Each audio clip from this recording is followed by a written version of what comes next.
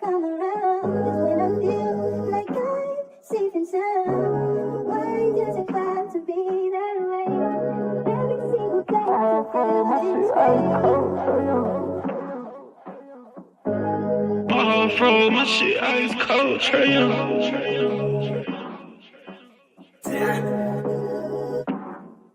And you know I wear my heart on my sleeve. You hitting all the reads. Pack your shit like you finna leave. I go and hide your keys. Put you in position to win. Bless you without a sneeze. Bust you down in all the VV. Yeah, we was getting cheap. Overplay my part, I can't breathe. I feel the pain in my lungs. I thought we really was one. My heart cold like Trae Young. Overplay my part, I can't breathe. I feel the pain in my lungs. I thought we really was one. My heart cold like Trae Young. She ice cold, Trae Young.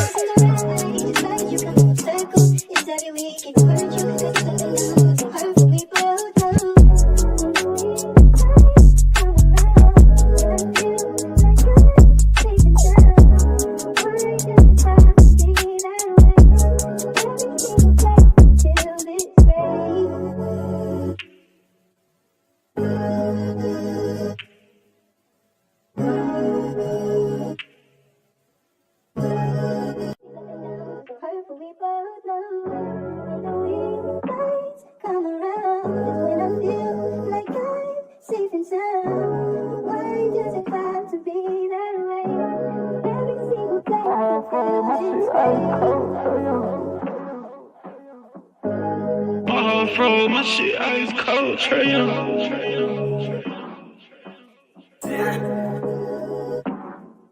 And you know I wear my heart on my sleeve. You hitting all the reads. Pack your shit like you finna leave. I go and hide your keys. Put you in position to win. Bless you without a sneeze. Bust you down in all the VV. Yeah, we was getting cheap. Overplay my part, I can't breathe. I feel the pain in my lungs. I thought we really was one. My heart cold like Trae Young. She ice cold, Trae Young. Overplay my part, I can't breathe. I feel the pain in my lungs. I thought we really was one. My heart cold like Trae Young. She ice cold, Trae Young.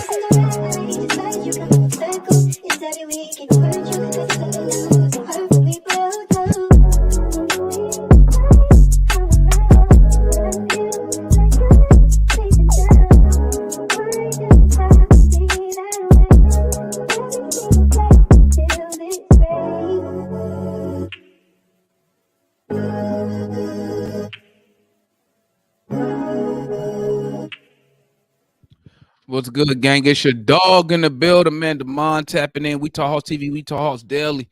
Our Hawks fall to the Clippers tonight. 149, 144. Bruh, let me tell y'all something, man. Shit, Kawhi Leonard, 36. Harden, 30 and 10. Coffee, 13. Powell, 13. Thies with 9. Man, 9. Plumlee, 8. PG, 13. Bruh. These dudes shot 58% from the field, 60% from 3. Sheesh. Bruh. Man, listen, man. Oh, let me drop the link. My bad. Salute to everybody who tapping in, man. Make sure y'all hit that like button for your homie, man. Here's the link, family. Hey, come up here, man. Let me know how y'all feel about tonight's game, man. Y'all know what to do. Just follow the link. Come on here. Let's rap. Let me give you my thoughts, man. Listen. We played tough, man. We played tough. But I'm going to tell you like this. I will say this. The Clippers showed us what a championship contending team looks like. The Clippers showed us what a championship team looks like, bro. I'm going to tell you straight up. Bro, we went against 3 future Hall of Famers. Bro, they got a future Hall of Famer coming off the bench. I mean, bro. And I'm only saying 3. If you could say 4 if you include Paul George, right? That's how good this team is. And while I'm watching the game, And I'm just thinking, I'm watching the game, and I'm like, bruh, it's like, where do you attack these dudes at? Where do you attack the Clippers, man? Like, for us at our talent level, obviously we can't match up with them. Talent-wise, we can't match up with them. But man, we hung with them though, man. Any other night we win. When you're shooting 50% from 3, 50% from the field, you usually win those games. But I'm gonna tell you something, man. The Clippers, that's 31-5. They are 31-5 in their last 36 games.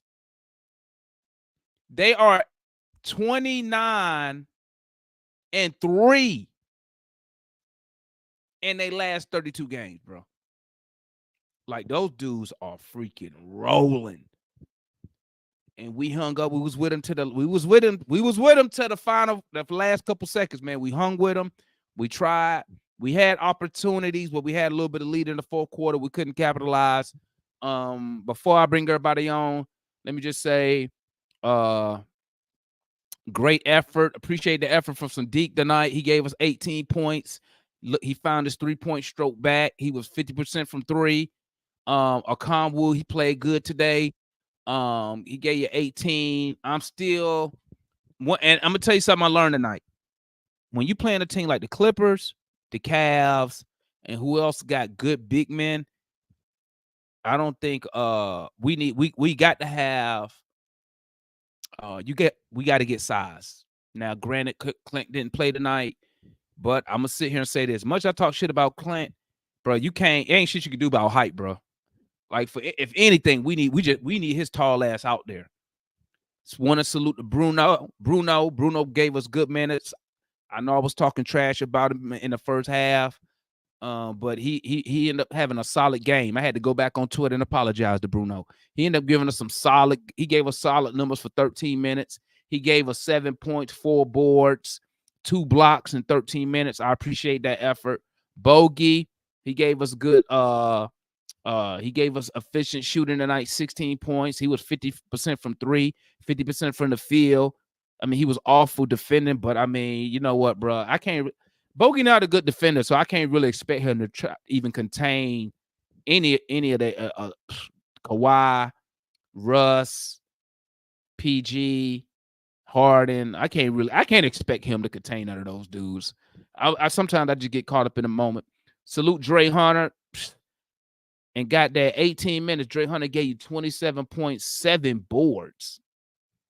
Hunter was on one tonight. Our star player, Trey, he gave us 25 and 12 on very efficient shooting tonight. 57% from the field, 42% from 3. Murray gave us some good robbing numbers. 21.5 boards, 7 assists. 7 for 18 from the field. That's for Murray. That's a bad night from the field. But he ended up shooting 43% from 3 on 7 attempts. I'll take that. Jalen Johnson, listen, man. Jalen Johnson, I ain't even mad at him, man. I ain't even mad. Like, he out there, you got all them Hall of Fame. Hey, they just had one time they had Jalen Johnson in the spin cycle. He ain't no way he was supposed to be at. But offensively, he was fucking awful. I'm gonna keep it a buck. He was awful offensively, 3 for 14. He threw some stupid ass, lazy ass hook shot. I don't know what that was. He allowed James Harden to block his shit. I think it was Trey or somebody threw him a nice pass under the goal. Usually he'll catch it and just go straight up. He caught it. And it's like he paused for a hot second and allowed the defense to get on him, and they just blocked this shit. JJ was awful tonight. Awful tonight, man. You know what I'm saying? Then he lost the jump ball to motherfucking Harden. How the fuck you do that? It is what it is. He's a young player, man, and that's just part of the and like I said, when you play, we went up against a title contending team tonight. Not no motherfucking Raptors, not no Heat. We went against a legit title contending team, and guess what? They got the job done at the end of the day. That's all that matters. So let's go and bring everybody on, man. Let me go and get the clock up, man. Let me start off with the homeboy Dre at the game. What's good, my guy? What's going on, man? What's going on, man? Hey, I bet that atmosphere was popping tonight, huh? At times it was, but man, it was kind of laid back most of the night, in my opinion. Oh, I ain't gonna really? lie to you. Yeah, but I know you just said about the great individual efforts, but man, we were lucky we even got lost by 5, in my opinion. Me being there looking at it, I mean, that just my opinion. We missed Clint tonight bad, in my opinion. Yeah. That's I mean, it's a lot of time during the game. I was like, man, what the hell are y'all doing? Y'all just passing up assists. Defense ain't nowhere to be found. I'm like, what are y'all doing? Like, are y'all trying to win? And like, in the first half, I mean, we was fortunate to be tied. I'm surprised we ain't wasn't down by 15-20 the way they were Hey, playing. hey, they was on a second game of a back-to-back, man. So I mean, it I is what mean, it like I is. said, we did our thing. I mean, like I say, that is a championship contending team. You know what I'm saying? We don't have all our players, but I mean, we still could have won that game, played a whole lot better to me. Hey, I feel you, man. I mean, but we shot 50% from the field. We shot 50% from three. I mean, usually you win those games most of the time, Most but of the time. you can't give up. You can't give up 60% from three. But I mean, those dudes was on fuck, bro. They don't miss, bro. And I'm gonna Yeah. tell you this: they've been doing it the past 30 games. They've been smoking everybody the past 30 games. So I Yeah, mean, rebound was a problem too. But like I said, we missed Clint tonight. well, let Even me though look. Bruno and Let me see. The numbers on the board say we had 48 boards. We had 48 rebounds. We actually won the rebounding. We was +2 on.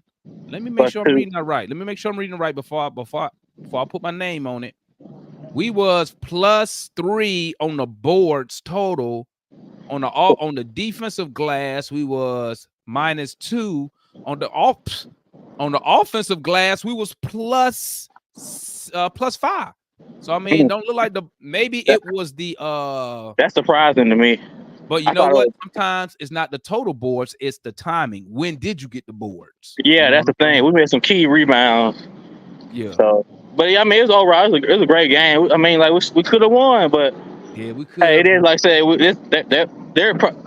They can make a run to the titles. We're not ready, so hey, I mean, it is what it is. Yeah, you're right, my guy. All right, Appreciate you bro. for tapping in, man. Appreciate you, my guy. No problem. And that's the homeboy right there, Dre, man. Who we got? We got Juan. What's good, Juan? Hey, I don't know why you can't see my picture. Can you hear me? Yeah, we can hear you. I don't know why you can't see my picture, but Hey, I'll do come up this. later. Do this. Go. Never mind. Just go ahead. Yeah, I ain't I'll trying to tell lose you my later plate. for the form. Yeah, I say later. But, hey, bro, I want everybody first and foremost to give a hand to Jalen Johnson, who had to guard in the span of 5 days Kevin Durant, Kawhi Leonard, LeBron James, and Stephen Curry. And the Hawks went 3-1 in those games. So first of all, y'all can give him a handshake. It's going to happen as a third year, first year starter. It's going to happen. You are going against the best small forwards in history and the greatest shooter ever. It's going to happen. And he had a learning curve tonight. It's going to happen. Oh But yeah. here's where my take is, Demond, and everybody's Wait. entitled to opinion just like that. But here's my take as I look at the game a little bit more into it than the average fan. Okongwu was 8 for 10 at the 5:32 mark at the third quarter, where he had the tip back dunk. Do you know he didn't shoot the ball no more for the rest of the game? 8 for 10, 18 points, 5 rebounds. He did exactly what Capella can't do. He spreads the floor. He spreads the floor. He can guard the wings, and he can shoot the midi. All right. Clint Capella can't do none of that, which is why we ran the score up tonight. Here's my second. The Clippers got in at 2, 3 o'clock in Atlanta last night off a back-to-back, and we still gave up almost 150. We played a half-court 2-1-2 zone in the second half, and we tried to go into a 2-3 zone. For the life of me, we cannot guard the corner 3. We can't guard it. It's impossible for these guys to do. This team is absolutely going to have to get some size, man. They got to get some size, and they got to get some defensive awareness guys coming back. We can score with anybody. We know this. We can't defend nobody. That's the difference. You know what I mean? I thought Bruno brought some great minutes off the bench. Hunter was the best offensive player tonight. Just because he had every single shot, but he was on a minutes restriction. If everybody been keeping count, he been playing 16. Tonight was 18, 19 minutes. Next game, he'll be at 19 to 21 minutes, and we're going to need them all for Boston, who we all know is lethal. We finna go from one championship contender to probably the best championship contender. So we got to get ready for that.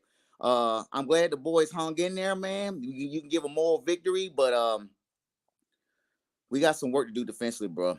We got some work to do defensively, man. I mean, but the defensive, that's nothing new though. Yeah, I know, Demond, but I'm just saying, and you know what, Juan? It's nothing. It's nothing we can fix right now. I know, but no, what I'm saying though, I just don't want fans to get this glimmer of hope because we won 4 in a row and then we contended with them like we don't need help. We need help. Juan, like we know we need help. No, well, I know that, but what I'm telling you is, like I tell everybody else, enjoy it. There's nothing they're going to do at the deadline to fix nothing. It's nothing we can do. Who are we going to get at the deadline? They don't want to. They're going to shed salary. Listen to me. They shedding salary at the end of the season, Juan. So what are we going? Everything you saw tonight. Let me tell you what you saw tonight. You saw a Clipper team, a championship contender. Juan, we've been talking about the corner 3 all year. That's not the only difference. Is a championship level team. They punished us at that corner. Other teams don't do it. Think about it. Go back to the Warrior game, bro. I was know giving up the same shit. Clay was just missing the shit. I'm not saying that. What I'm saying though, Demond, like there has to be a conceded effort to. I'd rather them have stopped the corner 3 and gave up 2s all night. You know why? Because their aim on heavy legs tonight was to shoot 3s. They shot 5 straight 3s in the second quarter and made all of them with Norman Powell. You called it out. You said Norman Powell can't miss. That's all they would shoot because they got heavy legs. But we let them get their energy. We let them get their energy, and they ran off on us. They had no center tonight besides Miles Plumlee. He only played like 15 minutes, and we didn't punish them inside, man. Listen, the defense not going to get fixed. I mean, let me say this. The defense not going to get fixed with no personnel move. The Hawks not buys at the deadline. What we saw tonight is the same shit we've been seeing every night on the defensive end. The corner 3, we've been giving them up all year. There's nothing we can do about it. We know why they can't defend the 3. We know that. It's the scheme. The scheme has our wings collapsing in. And Bogey and whoever he got out there. And Trey too, and Bay. They not athletic enough to recover. That's why you always hear me say, stop helping on the inside. Bro, if they score, they score. Bro, I know, and we go back and forth with each other about this. All I'm saying is, what is wrestlers' point? You know what I mean? And we can talk about it in open forum because I know other people want to get on. Everybody want to say the facts. And chat, fuck off, all right? Because nobody's hating. When I call out the shit, y'all want to sit there and cry about it. Just get on my knees and slurp Trey and Quinn out of. No, not happening. Sorry, not going for the BS. All right. But anyway, like I said, and no, they didn't beat Phoenix by 27, Marion Franks. They beat them by 9 points. Keep up with the stats, bro. Anyway, like I said, I want the defense to get fixed. I want the defense to get fixed. I want the defense to get fixed. I don't care about anything else because I know we can score. I just want the defense to get fixed. That's all I got. That's my guy, Juan. Hey, man, listen. Salute to the chat, man. I don't know the chat, y'all. Hey, y'all. I'm gonna start calling y'all. I got to give y'all a nickname, Trigger Chat or something. Y'all be triggering cats over here, bro. Y'all be triggering people who come up here, man. Salute to the chat. Y'all had Juan up here mad like Mikey be getting mad at y'all, man. Salute to the chat, man. We got the young boy Harold in the building. What's good, my G? What's up, man? How you doing today? Hey, I'm Gucci, man. How you doing? I mean, I would be happy if we would have got the dub, but I ain't too upset, man. In my opinion, we lost to a better team anyway. So I mean, what can I do? That's true. First, I want to give a shout out to DeAndre Hunter because he played great today. I like how he played today. Also, man, like shout out to Juan because that corner 3, man, that's whew, they was killing that corner 3 today. But we shot 50% from 3, so we shot good from 3. They just made more shots. They shot 60%. They was hitting the 3s tonight. They couldn't miss. And that's why I said, Harold, the numbers we put up tonight, any other night we winning. Right.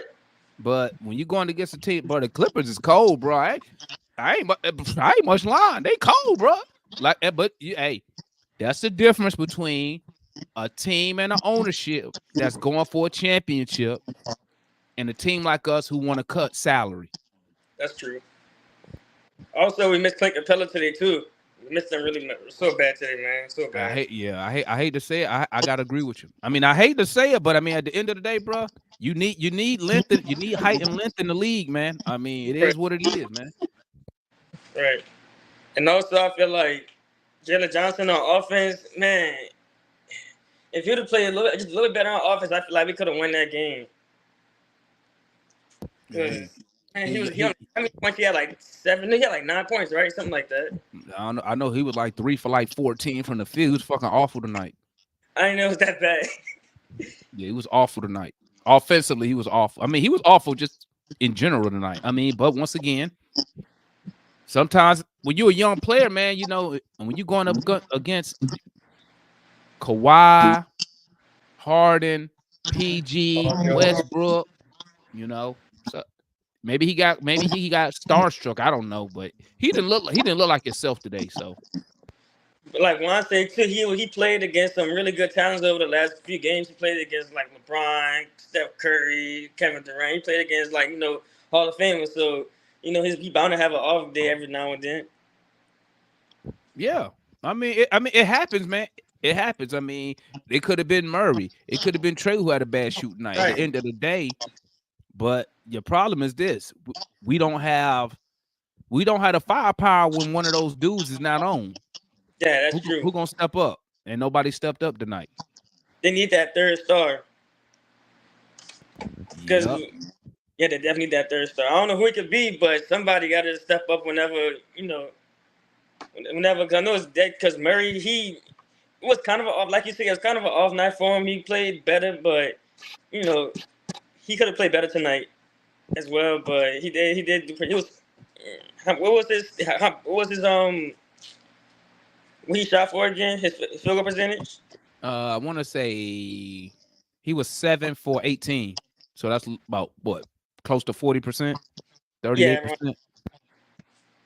Yeah, so but that's all I wanted to say. I was proud of our effort tonight. We played good against a Clipper team who probably gonna be in the finals or in the Western Conference Finals.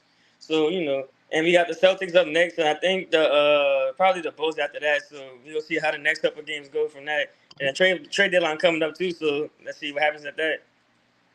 All right, my guy. Thanks for tapping in, Young Harold. Salute to my guy, Young Harold, in the building, man. All right. Make sure you stay for the open forum, man. Yeah, I got. Oh, my bad. I didn't mean to cut you off.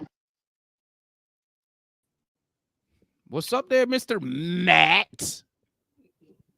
I have to say, I am before I go off, Demond, or not off really before I go launch. Juan, I'm deeply hurt by your comments, Juan. I certainly do not because I defend a coach's position does not mean that I'm not even going to repeat what you wrote, but that's disrespectful, but whatever. Look, Demond, we were outclassed by a better team. Look at our payroll. It's what, a $30-40 million difference between our roster and their roster. They're built to win a championship. We're not. I thought we were sluggish in the first half. Quinn made adjustments in the second quarter, going with that 2-1-1 zone. Offensively, he got Trey off the ball when they were blitzing at the top of the key. Murray really didn't shoot well. JJ was terrible. Okongwu played very well. You know what I'm saying? So I'm not really sure why everybody's saying we missed Capella. I don't really know where that came in at. Maybe you're saying some rebounds, but he's not a really good defensive rebounder. He's a good offensive rebounder, but defensively, he's not a good defensive rebounder. So I'm not really sure why people mentioned him. But Okongwu played very well, 18-5. You know what I'm saying? Switched on multiple guys at the top of the key, Kawhi, Paul George. He had a couple of bad fouls on Harden and at the top of the key. But overall, I think, it's clear he should be the starting center. That's as obvious as it is nighttime. But I mean, you know, in a game like this, where Trey kind of took a back seat for most of the game, kind of let the game come to him, we needed that firepower outside of Dre, my boy, who had a amazing game tonight, Damon. And I want to point out to everybody, we were up by 4 when Dre left the game. When he leaves the game, we got to guard Paul George, who we got to guard Kawhi Leonard. You know what I'm saying? We don't have the guys to guard their best players. We just don't. Or match them Matt? offensively. That goes back to a team that's trying to win a championship and a team that's trying to stay under a budget.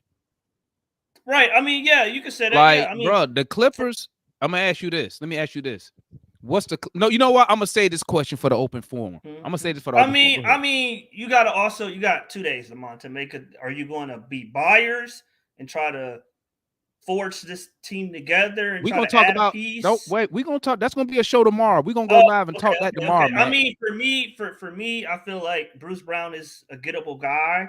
You know what I'm saying? If I could get maybe AJ, maybe that Sacramento pick, Capella, you know, something to go out and go get a Bruce Brown type player to, you know, supplement for Dre's minutes until he get back up to full strength. I'm gonna see what I can do. You know what I'm saying? But overall, I thought, like I said, the Clippers had a good game plan. I was watching the Clippers telecast. They're good. They was going through their stats. They're good at everything. Like that's who I watched. I was watching the Clippers team. They're the best fourth quarter team. They have the best record in the NBA when they have. You a didn't lead see fourth quarter. That's what I put in the chat. I said, what's their weakness? When they're good at every. I'm looking at their stats. I'm like, what can you do, bro? Like they're good at everything. They're the number one offensive team since December the 1st. They're the number one defensive team since December the 5th. When I seen Daniel Theus hit that 3, I was like, right. And on top of it, I didn't even get to some of those crazy shots they hit. Kawhi Leonard, I mean, that was cold, man. That side step. Mean, bro, let me tell you something. Harden, that you know what I'm saying? Hey, that was cold right there. I mean, sometimes you just got to tip your cap and say, you know what? The team is better. You know what I'm saying? I know Gerald. They are better than us. I mean, sometimes you just got to tip your cap and say they're just better. I mean, there's nothing wrong with that. I know Gerald is saying, and I'm reading through the comments with Foot and Mike, you know, talking about, you know, Quinn. I mean, what the I'm not gonna cuss, but what do you want him to do? Like, bro, literally, he went to a zone, he went to a matchup zone, he trapped. Like, what do you want the man to do? Yeah. All right, let me move on, Matt. Let me move on, Matt. Because I really want to get to this open forum. So I can hear everybody's talk. Let's go to Mike. Just so y'all know, man, we got Mike, Foot, Ticket, Kool-Aid, then Mikey. Well, somebody look, they dropped off. Okay, here we go. What's good, Mike? Yo, what up, man? Hey, man, you gonna have to cut the rest of them folks off, man. So you just went down that list after me. I was like, God dang. I'm gonna keep it short, man. Yeah, you know, like you said, man, we don't necessarily want, you know, moral victories like that too much, man. But like I said, I don't really want to be on here repeating stuff too much. The Clippers are the Clippers. You know, they've been balling. Everybody know that they legit, man. They got 4 guys who can create and attack and put pressure on you consistently.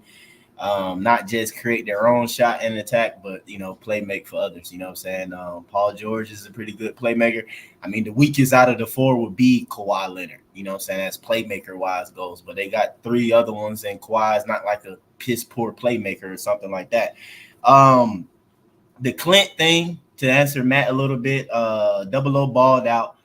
But seeing that you lack depth and size for me at times, why you would somewhat lean on like, man, we need Clint or just another big Negro out there or something like that, because it was just times where the Clippers attacked the basket, even with Double O out there, like, of course, like no type of fear. It's like Double O is doing what he can do, but obviously they don't care about Double O, like, bro, 6'8", you know, something like that. Like they not worried about that at all. They didn't, bro. They didn't. Yeah, they weren't worried about that at all. Then they athletic as well, so they weren't worried about him at all. So that's where I would say, Matt, that's where some fans, it would that come into play. Looking at the game, I was like, man, we kind of missed Clint, even though we were in the game.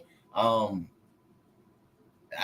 magic for us is basically keeping teams at 120 or under. After that, we give up over 120. It's completely in the air as far as if we gonna win or lose or not. I can't say I expect them to do that with the Clippers again because of that roster and that team, that firepower. So I'm not gonna beat them up about it too much and stuff like that. Quickly, Dre played a great game, man. Great game. He probably need to be limited to no back-to-backs every other game situation for the rest of the season, and probably be limited minutes if that's the way he's gonna do, if he's gonna look fresh like that and ball. And another thing too is that I know Matt was bringing it up, but I wanted to point it out, period, is that as a coach, a player got minute restrictions. You see he cooking and stuff, and also too, he's your best defender, and that you're playing a team with really 3 wing guys in a sense. I'll count Harden as that, in Harden, Kawhi, and Paul George.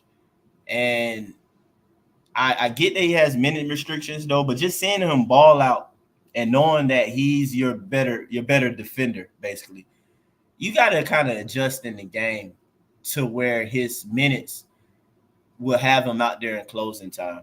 That makes sense. I feel like outside of that, if Dre was just like free to play, however, we probably pulled this game out, man.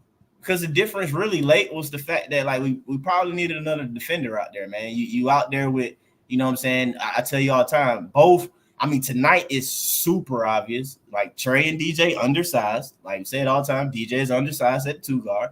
But it's super obvious tonight in that situation. Then you're going down the stretch with like Bay, with Bay as well. So that's Trey, Bay, and DJ. You know what I'm saying? It's like, dang, coach, wish you kind of adjusted a little bit to ensure that Dre is out there for the final 5 minutes of the game or something like that, But other than that, man, you can move on to everybody else. I just wanted to kind of speak on that little point. All right, my guys. So we got Foot, Ticket, Kool-Aid, Mikey, Harold. And then we got the open forum. What's up, Mr. Foot in the building? What's happening? Yeah, I've been incognito with this middle school playoff going on. Lost a tough one tonight. Yeah, man. It was tough. I mean, I love the energy from the guys. I love the offense looking a little bit better with the ball movement and people movement. A little bit more fluid. And a couple people was on, Dre, man, that's what he can do. When he's locked in, it looked like he was confident because he was pulling every damn thing. Mm-hmm. That's the Dre I like seeing that I mentioned before. When he timid, it's a wrap. Hey, shout out to Okongwu too. He played well, and Bruno came in from a backup standpoint. But we got to get fixed this defense, and it's just somebody said there's the scheme, right? I don't give a damn how much. We can't score 140 and let somebody score a little bit more than us to win, right? That's all it was. I mean, just a scheme. I can't even say effort per se from the guys. It was a scheme. I don't understand why we allow these easy corner threes, right? I don't get it. They shot 58% as a whole, but they shot 60% in threes. You know how many points that is? They had I think they scored 63 points from threes. That's a problem, right? You had to play Dre the rest of the game. A few more minutes wouldn't matter. I couldn't understand that. Like Mike said, he should have played the rest of the game, and I think would have took us over top, right? Well, that's not what Mike said. Mike said adjust a minute, so he's he on can the adjust floor. a minute, whatever. Fuck it. If we like that, you play him. I get that. I understand what he said, but I'm saying regardless of what you're doing, he should have been in the game towards the end. Is what I'm saying, right? Mm-hmm. So we got attacked. I think somebody said we got attacked in the paint. Going to the rack. You cannot have 9 rebounds between your 2 bigs. That's unacceptable. When the other team got 9 and 8, I believe, probably I won't say probably about 17 rebounds. I'm not enjoying anything. I'm happy that we competed, but ain't nothing to enjoy right now. But what else? One more thing, and then I'll roll out. But yeah, man, that's it. I mean, great effort. I love to see the effort. I just wish we can keep it like play at this level, and that's why I told Yeah, y'all. now Long- that's what I agree with. yeah, that's So, why I we told need to y'all. play like this. We need to play with this level when we playing some of these bum ass teams that we should be beating. Exactly. And I ended with this. That's why I told y'all. You remember I kept saying we don't need to be doing all this trades in the beginning of the season when folks talking about we need this piece, need that piece. No, these motherfuckers need to play because we've seen them play, right? So that's why I say stand pat at the trade deadline too. They just got to play, and I'll say the rest for when we get on. All right, that's Mr. Foot chat. We going to Ticket. What's good, Ticket? Man, what going on? Can you hear me? Yeah. All right, man. Good evening, bro. I got some shit for y'all tonight, bro. Go ahead, drop your shit, Ticket. All right. Two things I added on quick. One for you and one for Matt. You said earlier normally we win the game if we score 144. No, that's not what I said. I said if we shoot 50%. I said usually when we shoot 50% from 3 and 50% from the field, you win that game. Oh, what happened in the Pacers game? We didn't shoot 50 and 50. Yeah, we did. No, we didn't. The one where they scored 150? Did we? I don't know. Not the one where they ran through us now. I'm talking about. I mean, they ran through us both times, technically. Oh yeah, you're right. All right. Pause. Matt mentioned the budget being one of the excuses of us losing tonight. Well, the coach that we got, he ain't on the budget. He actually make more money than Ty Lue. So Ty Lue only made 7.5. Quinn make 8. Quinn gonna be the highlighter for me tonight in the bag. Bruh. Number one, Mike stole my damn thunder, man. I'm mad about that because I had it on my list about adjusting the minutes to where he's in the closing lineup. But I don't think Quinn thought Dre was gonna cook like this though. But historically, when we play Kawhi, DeAndre Hunter normally plays him halfway decent. So you know that. So, or maybe he didn't. Maybe he wasn't paying attention. I don't know. But we know that as fans. Now, when Ty Lue went small, I think that's where Quinn lost the game. Because who was the center in the closing lineup? Okongwu, right. Well, one, Trey froze Okongwu out. He froze him out. Okongwu was having a damn I give him a damn good game. He was killing in the second half, particularly in the third quarter. He had 18 points at one point in the game. I don't even think he touched the ball the rest of the game. That was inexcusable. If Ty Lue goes small and you want to keep Okongwu as your big, you got to feed Okongwu to exploit that small lineup if you know you can't match up small for small. Also, that was also the reason why Quinn should have adjusted Hunter's minutes to where he could have been in the closing lineup. That small lineup would have been more formidable. Also, he should have had JJ as the 5, in my opinion. If he wanted to match small for small, he should have had JJ at the 5. He had that option as well, and he didn't do it. I think our bigs, I don't even think they had 10 total rebounds tonight. Even though we won the boards, we did a good job gang rebounding. I mean, that's all that really mattered at the end of the day. Yeah, I think we won. We did a good job gang rebounding, but I think the difference is with the boards is when did you get the boards? Yeah, the timing. I got it's the timing because we was plus 3 or 4 on the glass. Right. We was plus 6 on the offensive glass. Right. So I think when people talk about the rebounding tonight, I think it's probably the timing when they got the board. Yeah. So nobody touched on DJ. I gotta touch on DJ because this has been a theme the last couple games. What's that? I'm tired of him trying to pull the Tim Tebow, where he absent the first 3 quarters and then the fourth quarter, he trying to pull a miracle. Well, I mean, the first 3 quarters he was shooting awful. You want him to keep shooting the ball? No, I'm talking about the results of the performance.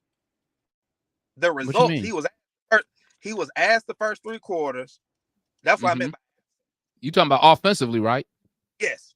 Mhm. And in the fourth quarter, that's when he turns it on. That's Well, he didn't turn it on. The shot just started going in. Before the fourth quarter, he was like 4. I want to say like 4 for like, no, like 2 for like 9.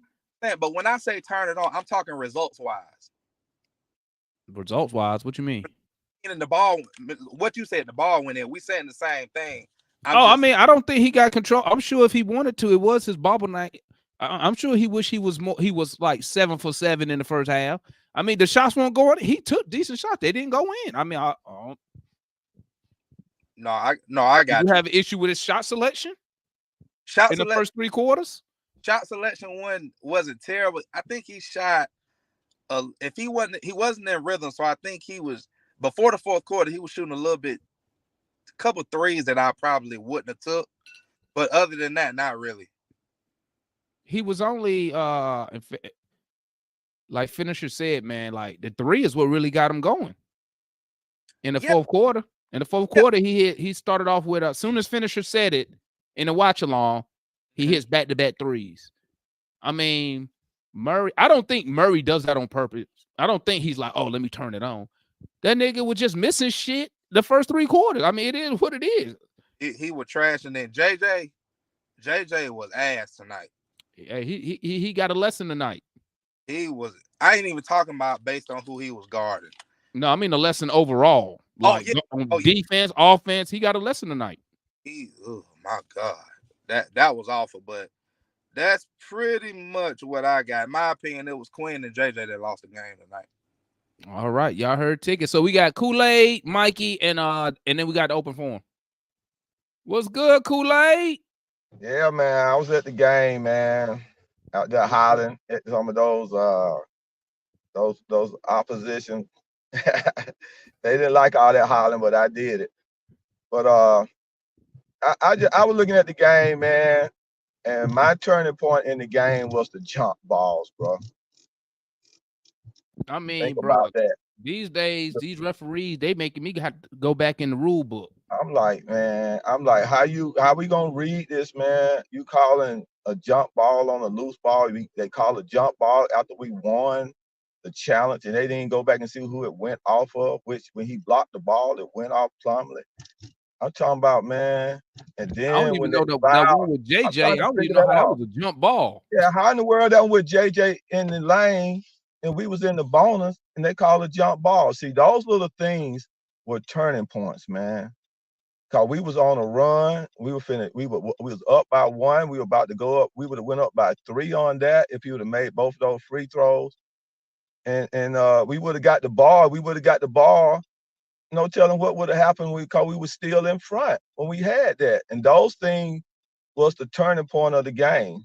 Now, I don't want to just talk about the referee, but that was the turning point. For us to play bad, man, we was in the game. Sometimes when I be pulling for Coach Quinn, is that Coach Quinn is really coaching some bad players. And he's doing his best with his bad players. There was a lot of open shots missed. And by missing, and I'm talking about, and I say when Quinn called a play and it's a wide open shot, it makes a big difference. Like that shot that Bogey missed, that was a turning point play. That would have put us up by 6 if he would have made that wide open 3-point shot. Those are what we call clutch shots. And the thing what I was saying was that the Hawks win when we do play well. It's a stat that they said on the TNT show that they said the Hawks did. And they said the Hawks had a time in one of the games that we won where they had 4 players that had double doubles. And he asked Shaq, he said, how many other teams you know that had 4 players that had double doubles? And they said, how many? He said, none. So when we play to the potential of what we have to do, man, we'll win. You know, we'll win. But tonight, JJ, I'm gonna tell you something. I have to go back to the ref again, man.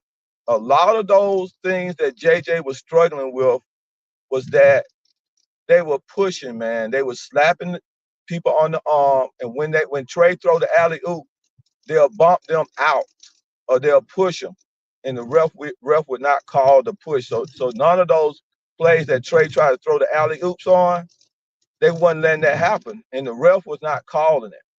So if the ref would have called that, like it was one time Okongo was finna jump in the air for a Trey alley oop, and the man pushed him in the hip and pushed him out of bounds, and they got the ball and went down the floor. Now I thought that was a foul. That was a foul, man. So I mean, on Jalen Johnson, he was just awful tonight, my guy. Yeah, he was bad. He looked like a deer in the headlights. I mean, he was like, I'm telling you, man. That jump ball with Harden, that shit should have never happened. When he got that, he should have went straight up and dunked it or laid it up. He get the ball, then he had like gathered himself. I don't know what he was thinking, and he allowed the defense to close in on him. He was just He just got to keep it real, Kool-Aid. He was just awful tonight. It happened. Yeah, he was awful. He was awful. I ain't saying he wasn't awful because he really played below his potential and everything. Hey, he played like he didn't have no legs. He played like he didn't have no mind. He played terrible tonight, you know. But I know Trey did good because they came in. They knew they were going to trap Trey the whole game. Trey did good, got his points, got the ball to people that should have made a difference. And I said, you know, like the clutch shots that was that one clutch shot where Bogut missed that 3-point shot wide open, man. That was one. That would have been a clutch shot that would have changed it. That would have changed everything, man. That would have just brought down the house. And everybody was holding their breath for that shot too. We were like, when he missed it, man, everybody was like, and that was it right there. That was it. And, I mean, but I always say, when the superstars are cooking, man, it ain't nothing you can do, bro. Because that foul, that and one, Trey was all in hard and stuff. Yeah, when he got that 3-and-1, man, that was the dagger right there. Yeah. That's all I got to say, man. But I'm proud of the boy, man, by them being misfits and like I tell them, they trash and all that kind of stuff. They did good against a all-star team. They did good. If it weren't for a few referee calls, we could have won this game. That's it. Bet that. All right, we got Mikey, guys. Then we in the open forum, man. What's good, Mikey? You there? Going once. Yep, I'm here. What's good, Mikey? Talk to me. I was at the game. It was pretty fun game. You know, my first thing is I want to make sure to give credit where it's due. Tyronn Lue, tip of the cap. Yeah. Closing with Russell Westbrook at center was one of the most genius things you could do against this team. The personnel that the Hawks have, especially with Dre on diminished restriction, with four guys, including Russ, that can get to the rim whenever they want to off the dribble. We know the Hawks can't keep guys in front of them. It was always going to be rough down the stretch. So tip of the cap to Ty Lue there for closing with Russ. I really don't think there was anything the Hawks could have done, because even if they tried to play a zone, everybody on the floor could shoot except Russ. And they went to hack a Russ late in the game. It almost worked, but Harden hit those 2 free throws and it was over then. But we'll get into the Hawks. DeAndre Hunter, I told y'all being really harsh on this guy. Now we're not going to get 27. We're not going to get 27 points out of Dre every night. All right, let's be realistic. But he is way far ahead than some people, and a lot of people in the chat say that he is trash. He is far from a player than that. He played great defense on Kawhi in the minutes he had, and I'm just happy to see him, find a rhythm, because in the first couple games, offensively, he looked really lost. I mean, he just didn't have a rhythm. It was great to see him, have a good offensive game. For JJ, this guy's still learning. He's 22, and if you look at his shot chart, I mean, I think he shot 3 of 14. Besides 3, every single one of them was in the restricted area. I guarantee you that will Guarantee you that will never happen again. That is shooting variance. That was off day. He's gonna have these because he's just not there yet. But that's what I'll say about that. What else was I gonna say? Oh yeah, okay. The Hawks defense isn't good. We know this, right? They're not a good defensive team. But the Clippers shooting 60% from three. I don't even think they could do that if they tried. Yeah, they can. They did that shit against Miami in that second half. In the second half. When they played Miami, I think they shot like rounds for the half. In a half. Like 60%, bro. Like they was That's fine. That's fine. What I'm saying is the Clippers are built to shoot like that. Oh, yeah, but not 60%. Like when you're giving up that corner wide open. I mean, this is not an excuse, but I don't think they're going to go 60% every game. So that was a little bit. I bet if they played us, they'll shoot close to it. I bet if we played them 7 in a 7-game series and we played all 7, I guarantee they will average 40 plus from 3. I mean, that's how good they are. They were just on fire tonight. But once again, Mikey, that's what I'm talking about. They were how many of them when you get home, hook me up. Let me know how many of them threes that they took was uncontested. I'll see if they don't have that stat up yet. That's on that. Well, whenever you can get that stat, let me know. I'll see if I can get it after I can do the recording. But I think it was Gerald who made a point. Yeah, like DeJounte, it's so weird. Like he'll have stretches where he looks really good, and then the beginning of the 3 quarters, like obviously the shots weren't going in. That's just shooting variance. But even defensively, like in the 4th quarter, he was really active. I thought he was doing a great job keeping Harden from really controlling the game in the 4th. Now Harden did a really good job controlling this game overall, but in the 4th quarter, I thought DeJounte played really good defense. But I was just saying, like, where is that the rest of the game? Like, the effort is kind of weird there. But I mean, his defense didn't change to me. The effort when I'm watching the game, his effort don't change to me. It looked the same to me. The 4th quarter, it's all looked the same. Yeah, I mean, and Dre, and it's unfortunate Dre was on a minutes restriction, but that's one player you cannot avoid. You cannot go over his minutes. You cannot risk that. You cannot risk losing him because we've seen. I mean, you talked about it, Damon. We've seen how important he is really to this team, especially defensively. Obviously tonight. Yeah, I wouldn't have put him back in the game either. No, you can't. I'm not. No, I got this dude on contract for the next 3 years too. No, I'm not. No. Mm-mm. Yeah, exactly. So it is what it is. And you put out a tweet, and I retweeted it. I don't think anybody should be really, really upset at this loss. I mean, this is, in my opinion, the best team in the NBA right now. Not record-wise, the Celtics are better, but I really think if the Clippers are healthy, they're definitely going to make the Western Conference Finals. But they could win the NBA Finals. And defensively, it is what it is. It's a nightmare matchup. Paul George, Kawhi Leonard, James Harden, Russell Westbrook. I'm going to put in there too because the Hawks can't stop any from getting to the rim. Every single one of those guys can get anything they want at any time. And it's also against a bad defensive team. This is just a nightmare matchup on paper. And the Hawks really competed. So I don't think anybody should be hanging their heads and say, "Oh, the guys gave up. They didn't. This is a horrible loss." I'm not going to take that tonight. All righty, y'all heard the homeboy Mikey as we go to the open forum. Y'all tap in. Hey, cut y'all volume down. Somebody echoing. That was a bad. Hey, I got a question. So, I got a question. Go ahead. I'll be right back. I gotta go put my son to bed. Hey, we gonna hand out participation streamers when we play Boston too, like we did with the Clippers tonight. Yes. Hell no. Yes. I just want to know: are we gonna hand out participation streamers for playing Boston when they punch our face in? That's what I'm asking. Not streamers, but I can make some. I don't know. I mean, I'm with everything you said earlier. I'm with Betterville team. I'm with everything you said earlier, Juan. Foot, I'm just saying, bro. Like I'm saying, they off a back-to-back, and we gave up almost 150. Points. I mean, back-to-back. Ticket, put it in new pack and put it in the Hawks chat that we have on Facebook, bro. Like That can't happen, Foot. It cannot happen, bro. On a back-to-back, the boys came in at 3 o'clock in the morning in Georgia and said, "We're gonna put up 150 on you tonight." I told you when they shot, they scored 63 points off of threes. Y'all, Shoot, y'all 60%. right, but it's the Clippers. I mean, though, man.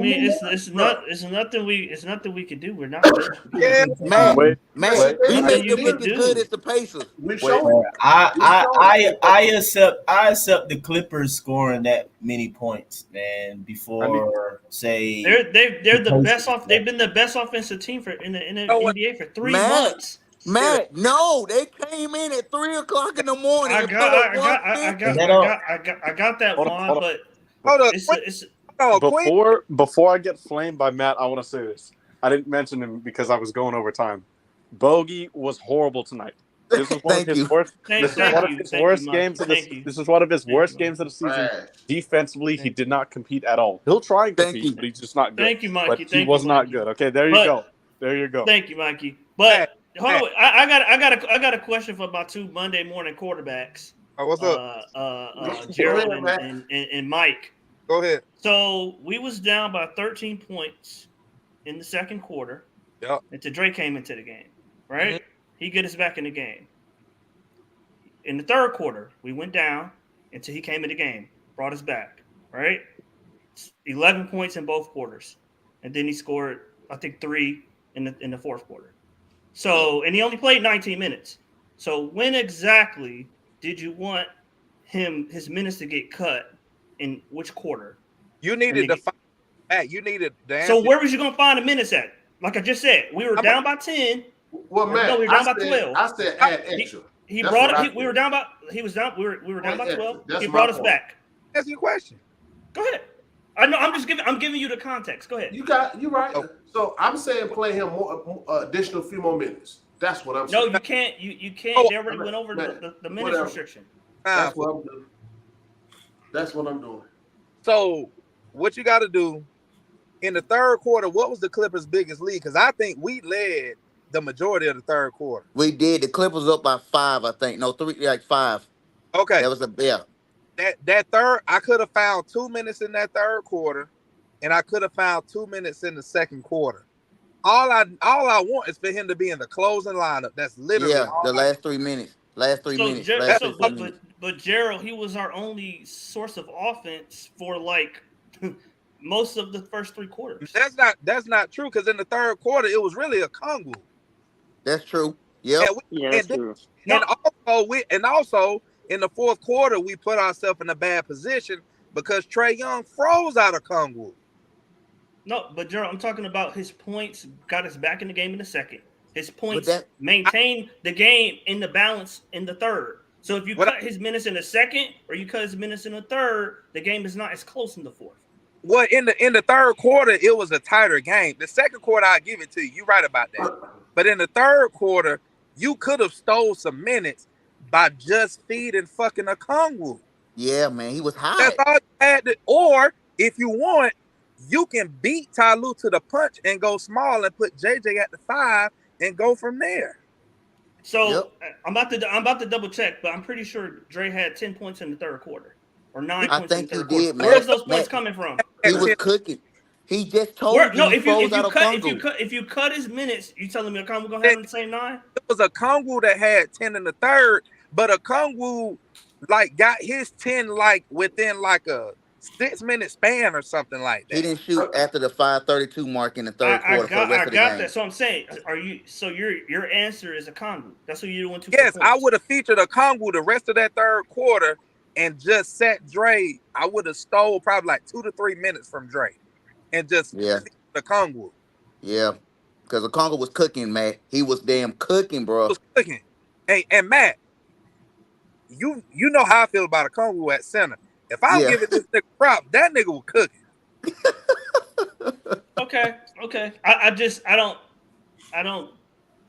believe that would have worked. Well, A, and then B. Matt, remember you a borderline genius, so you not used to having to think on your feet. Normally your first option got that. However, take it from a guy that's less of a genius than you. with street smarts. Somebody that got to think on their feet a lot. Especially as a coach. That's what you do. Historically, Matt, we know that Dre Hunter plays Kawhi Leonard better than a lot of wings do in the NBA. Can we all agree on that? This is true. So knowing that, Dre Hunter got to be in that closing lineup come hell or high. Yes. And add on to this, what said earlier before we got into the forum about rebounds or whatever, it don't even matter because they got more opportunities because they big was rebounding well, right? Yeah. So that's my point, right? So, we got to tighten up. Bruh, when Kawhi Leonard hit that sidestep 3 to his left and splashed it, I was like, good night. Ain't nothing you can do. I was like, good night, bro. Yeah, pull it up below off the damn corner in the wing. Good night, man. But so Gerald, there was stuff that you could have done, Matt. I'm talking about that particular shot. Oh, what you talking about? The one shot that Kawhi hit. He sidestepped.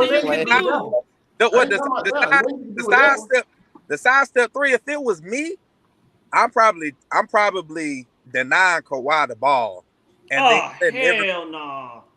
And let everybody and contain everybody else as best as possible. I mean, that wasn't off of a rebound. It's nothing you can do. That wasn't off of a rebound. No, I think that was the end of the shot clock. It's nothing you can do with that, bro. Ain't nothing you can do with that. That was the end of the Clippers roster. The Clippers roster.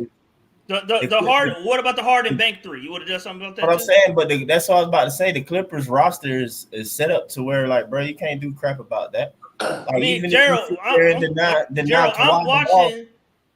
watching their telecast. I'm like, God damn, they're good at everything. Best third quarter team, best fourth quarter Why team. wouldn't they be the best? Why wouldn't they be best at everything? They literally got 4 dudes who have led franchises, so they supposed to be. Like, that's not surprising. Like, why would you be shocked by that? And then Kawhi's the way he is, but yeah, you can't. Ideally, yeah, you'll think to yourself, okay, yeah, deny Kawhi, but like they're set up to where that does not matter, bro. You deny Kawhi the ball, he don't get it, but you still got PG and James Harden who got a mismatch, and they can go at whoever it is. I live. And you gonna die. I just tell you straight up right now, and you're gonna die. So Gerald, you really think because the thing is, it happened. You saw it a little bit. You saw it at times where James Harden was the one who got it, and what happened? We still ain't get to stop because it still was a mismatch. But James Harden still an MVP caliber. But the problem still go get his bucket. Norman Powell having it too. That's what got a problem. You said what? He's a good player. There was times during the game where I'm seeing Norman Powell having it as well. That's where I got an issue. Norman Powell's a good player. But Norman Powell is not necessarily a slouch. You're coming off the bench and in his role and stuff like that, that's gonna happen. You know what I'm saying? He's averaged 20 points a game before. Hung on us, bro. That man hit 4 threes in like 40 seconds. Yeah, but he's not. But he's also too the way the Clippers roster is set up, which is basically perfect, bro. Norman Powell ain't out there with no second stream in the sense to ideas where it's like it's gonna be completely focused to stop him. Bro, he's still on that flow with at least 1 or 2 other guys who I just said who have ran a franchise, who didn't top those guys who you gonna pay attention to that can get him going. And bro, I mean, he a little streaky, but like when he gone. Like I wanted him for years. Like he's an average 20 before Gerald in the season. I respect them now. All I'm saying is the guys that are the guys, they're gonna get theirs. But if you shut the water off on everybody else, that's where I'm saying that you got a better chance to win. That's hard to do. Coffee got his too. Coffee had like 14 points. You should. Coffee got his as well. That's a good point. But I'm telling you guys, I guarantee you the Clippers are balling the way they are, bro.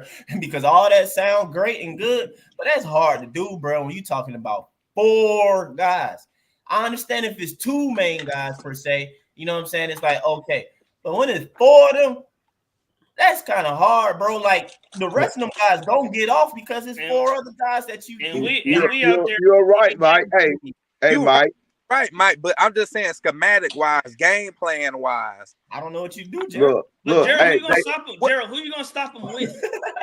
they trap Well, in the first when I You got can't there. guard all four one-on-one. We didn't Huh? make it hard on them either by playing an elementary zone.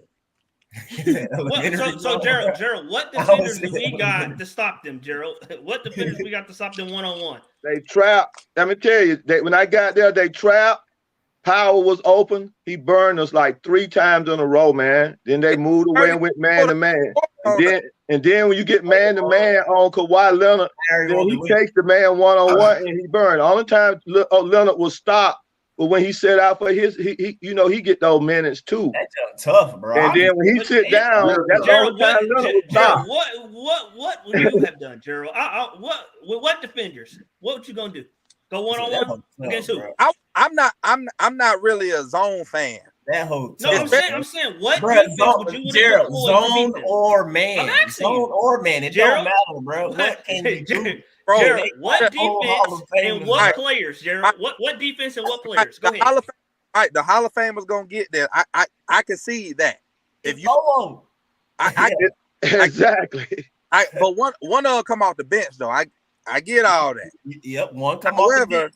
when Coffee getting off, when when Powell getting off, I just explained. He's a good player. But Mike, that was because we was playing zone. That's the scheme. That was why Powell was open. Yeah, but the thing is, though, you attempt to do zone, though, so you're not sitting there getting beat at the rim left and right. So there's people who are able to help and try and cut that off. Matt don't agree that Clint could have been used, but a lot of us do because you have more depth. I'm gonna tell you, man, Clint tonight, man, I felt Clint was missed tonight, bro. I'm telling you, when I was there, I could feel it. Because I felt like it was times where, like, okay, it's the Clippers. Those 4 guys, Kawhi, PG, Russ, Harden, they ain't scared of too many people, period, in the paint. Mm-hmm. But it's times where you see the Clippers will kind of attack and get penetration. You can tell, like, they felt like it was sweet, bro. They felt like it was sweet. And there were a couple of defensive rebounds, man, that we needed. What would he have done? I'm sorry? He would at least gave us a couple of defensive rebounds and Clint. He don't defensive rebound. We needed. He I believe that Clint was there. We would have got a couple of clutch rebounds. He does not defensive rebound. He offensive rebound. He do not. I'm just Clint. I have seen him do it though. I have seen him do it. He have done it. One sentence real quick though, Matt, man, because I answered about the Dre thing, bro. Quinn knows Dre back. He knows he's limited. And then everybody and their mama basically knows Dre is our best defender. Now, this is the thing, goes to it again. Quinn is thinking too much offense and not enough about defense. Just me as a coach, because I prioritize defense, I'm already going into the game with the mindset of that I need my best defender on the floor to close the game. So throughout the game, no matter what is going on, I am running him and his minutes accordingly to make sure he's out there to close it. I know you're thinking, Matt, that, my thing is, like I said, coming into every single game, point blank period, I'm not really worried about all that stuff that's going on. I need somebody. Yeah, he's coming off the bench, but I know that I need him to close out a game defensively to be out there. I hear you, Mike. I'm going to tell you from my point of view, not looking at the game. Like, if he's not in the game in the second and third quarter to stimmy the lead, what clutch game is there in the fourth quarter? There isn't. There was a chance if Hunter, let me tell you. But it's not like he won't be in the game, though. There was a chance if Hunter would not play. If you limit Hunter's minutes in the second and third quarter, there is no clutch game. I just told you. In the second quarter, you're correct.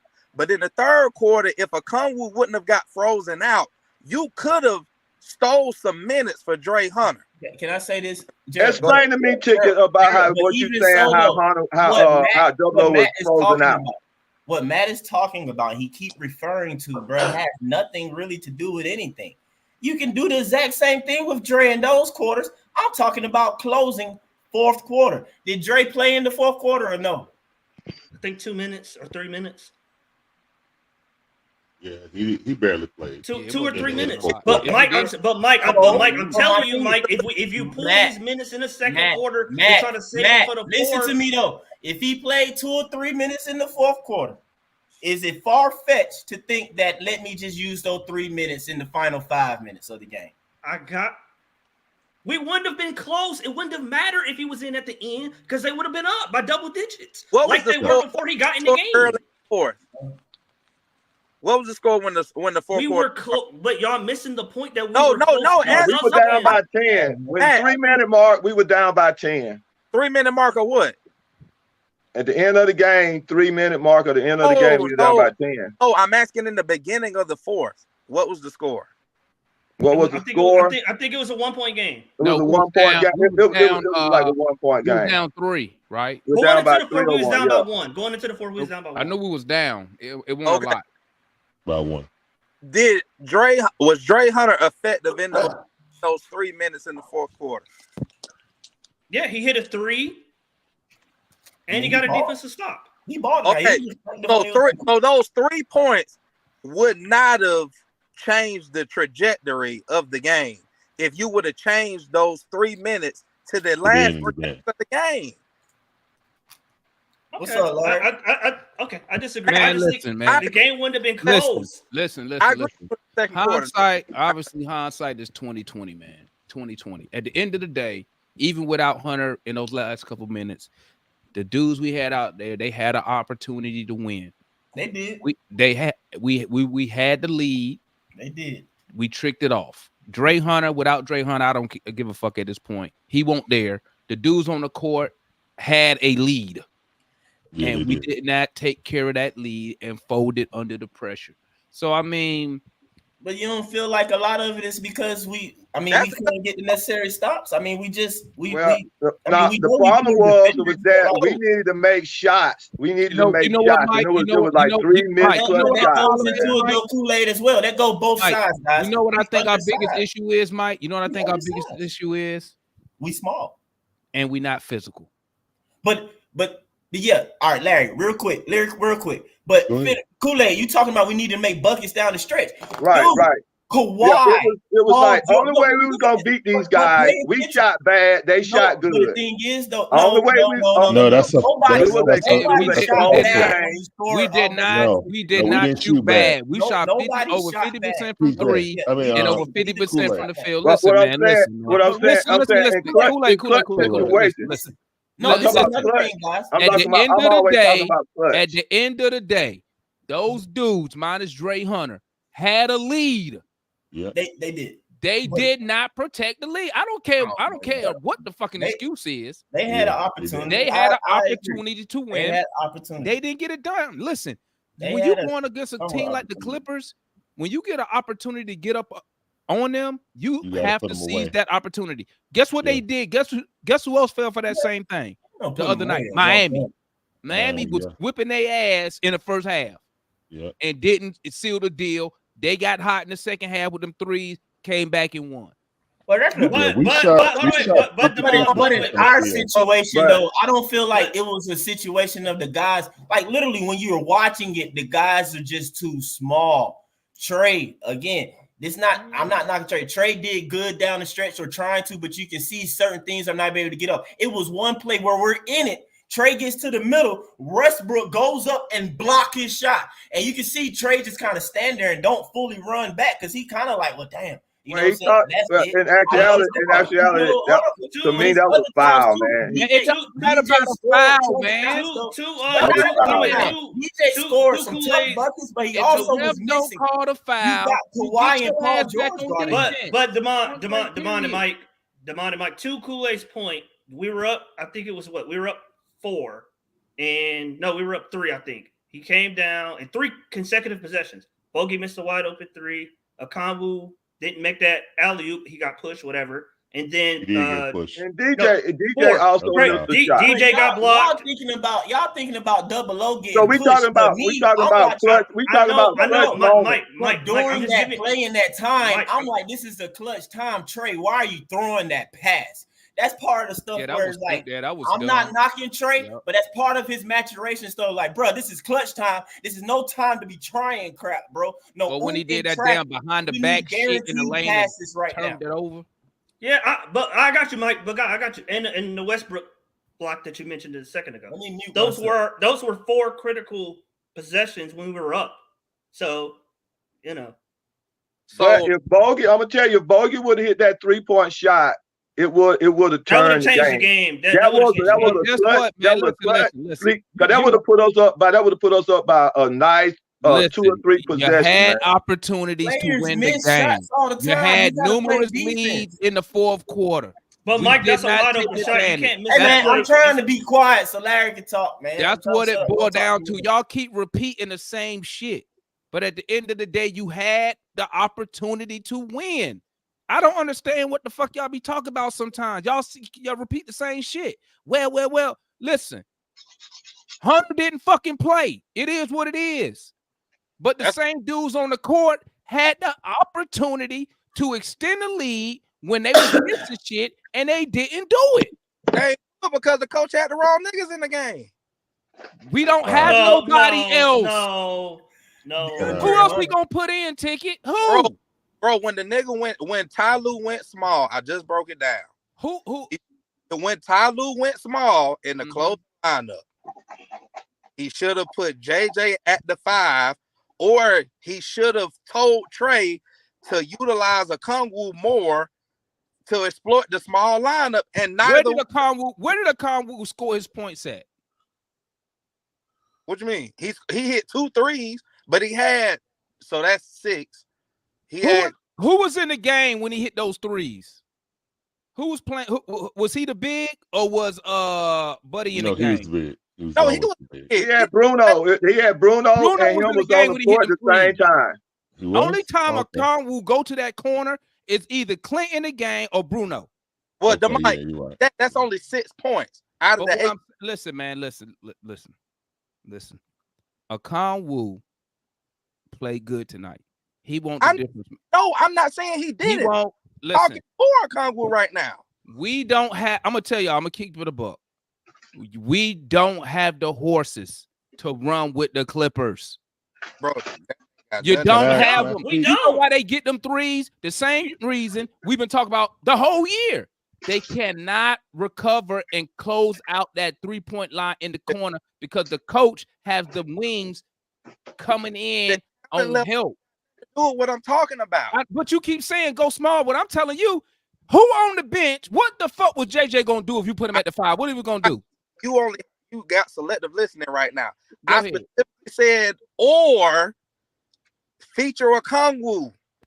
If you feature a Kongwu, JJ and Congo was on the floor at the same time. JJ was weak. He was almost playing in the center spot. He was playing in the rotation, going to the basket. And he missed it, man. The threes, he did not get the opportunity. How did a Kongwu score his points?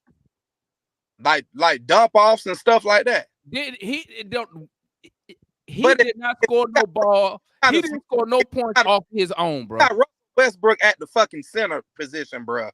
You got to get a ball to the dams. I don't give a damn if it's Clint. I don't care if it's Bruno. Hey, Larry, you just got to cut these niggas off, bro. Yeah, you got to hop in, Larry. We don't do the raise your hand on the open forum. Yeah, we don't do that over here. We just hop in and cut niggas off over here in the open forum. Go ahead, Larry. Hey, we professional during the I got a headache. That's why first I half. like over screaming nobody. Guys, why the hell are we talking about if we made shots tonight? We scored 144 points. Why do we keep doing this, talking about how many shots we missed? We scored 144 points and again gave up 150 points. Why? I mean, that's why I got a headache. That's why I ain't feel like interrupting y'all, because just like Damon said, we just saying the same old ish. Guys, I understand what shots. We all watched the game. We know that Bogey shot miss was big, but he still shot 50% from the field. Let's just say what happened. Jalen Johnson was a deer in headlights, and he was the young guy that wasn't ready to play against a team like the Clippers. Plain and simple. That's what it was. If you look at the stat line, no one on this panel has called out Jalen Johnson. Like, he was horrible offensively and defensively. We did earlier. Larry. Okay, I missed it then. All right, so players over there, their smallest player is James Harden and Westbrook, who look like giants next to Trey and DeJounte. Guys, I agree with Damon. We physically did not have the manpower to attack and keep these guys off the board. Clint Capella's presence was missed immensely. Giving up offensive rebounds to Powell or to Westbrook on air balls. Yeah, that hurt also. Again, Yeka Kongo had 2 rebounds at halftime. So, yeah, offensively, he had a great game. But defensively, he did not because he kept giving up offensive rebounds. By the third quarter, he had 3 offensive rebounds and no defensive rebounds. I'm not giving nobody an excellent game. You my starting center. You got no effing defensive rebounds in a half of basketball. Like, again, people are too focused on offense, man. Y'all drive me crazy with this. That's why I had a headache. That's why I didn't want to interrupt nobody, because we all giving people praise about stuff that they did on the offensive end.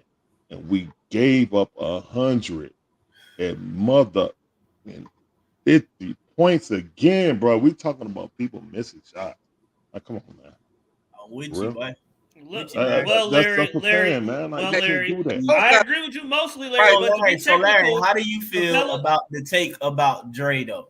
Do you think it's possible for a coach to know that he's our best defender and to just make sure, like going into the game ahead of time, that you already just know it's like, okay, I ultimately want him on the floor towards closing minutes. So let me kind of, I know he's limited, but let me just try and make sure I have some minutes there for him still.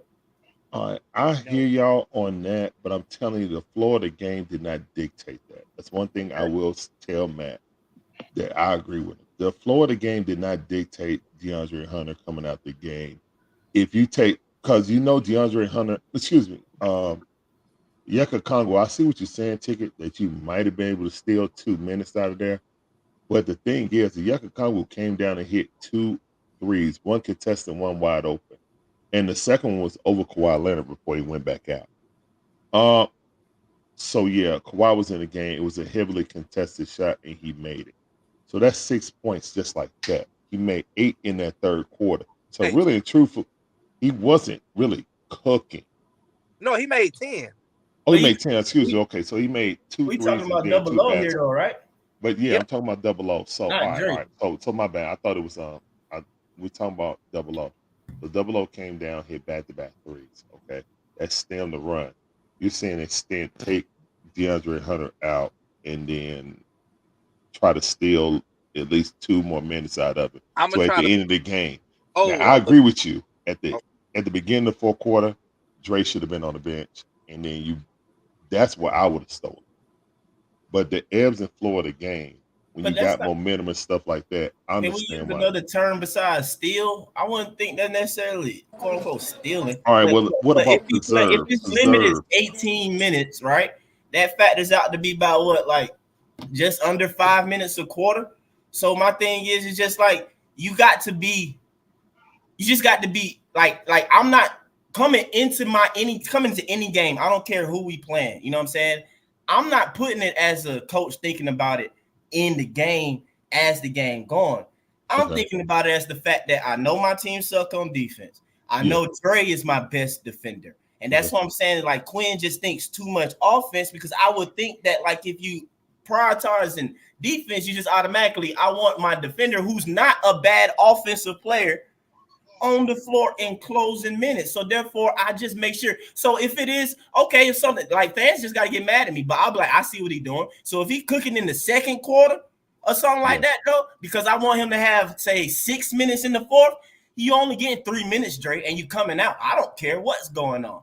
And then Mike, also too, because he's making his way back. I don't care if he end up not playing a full whatever in the fourth because we lose it. Oh, well, we've been playing without you anyway, and it's restrictions anyway. But I'm trying to make sure that I got this bullet for the end of the game.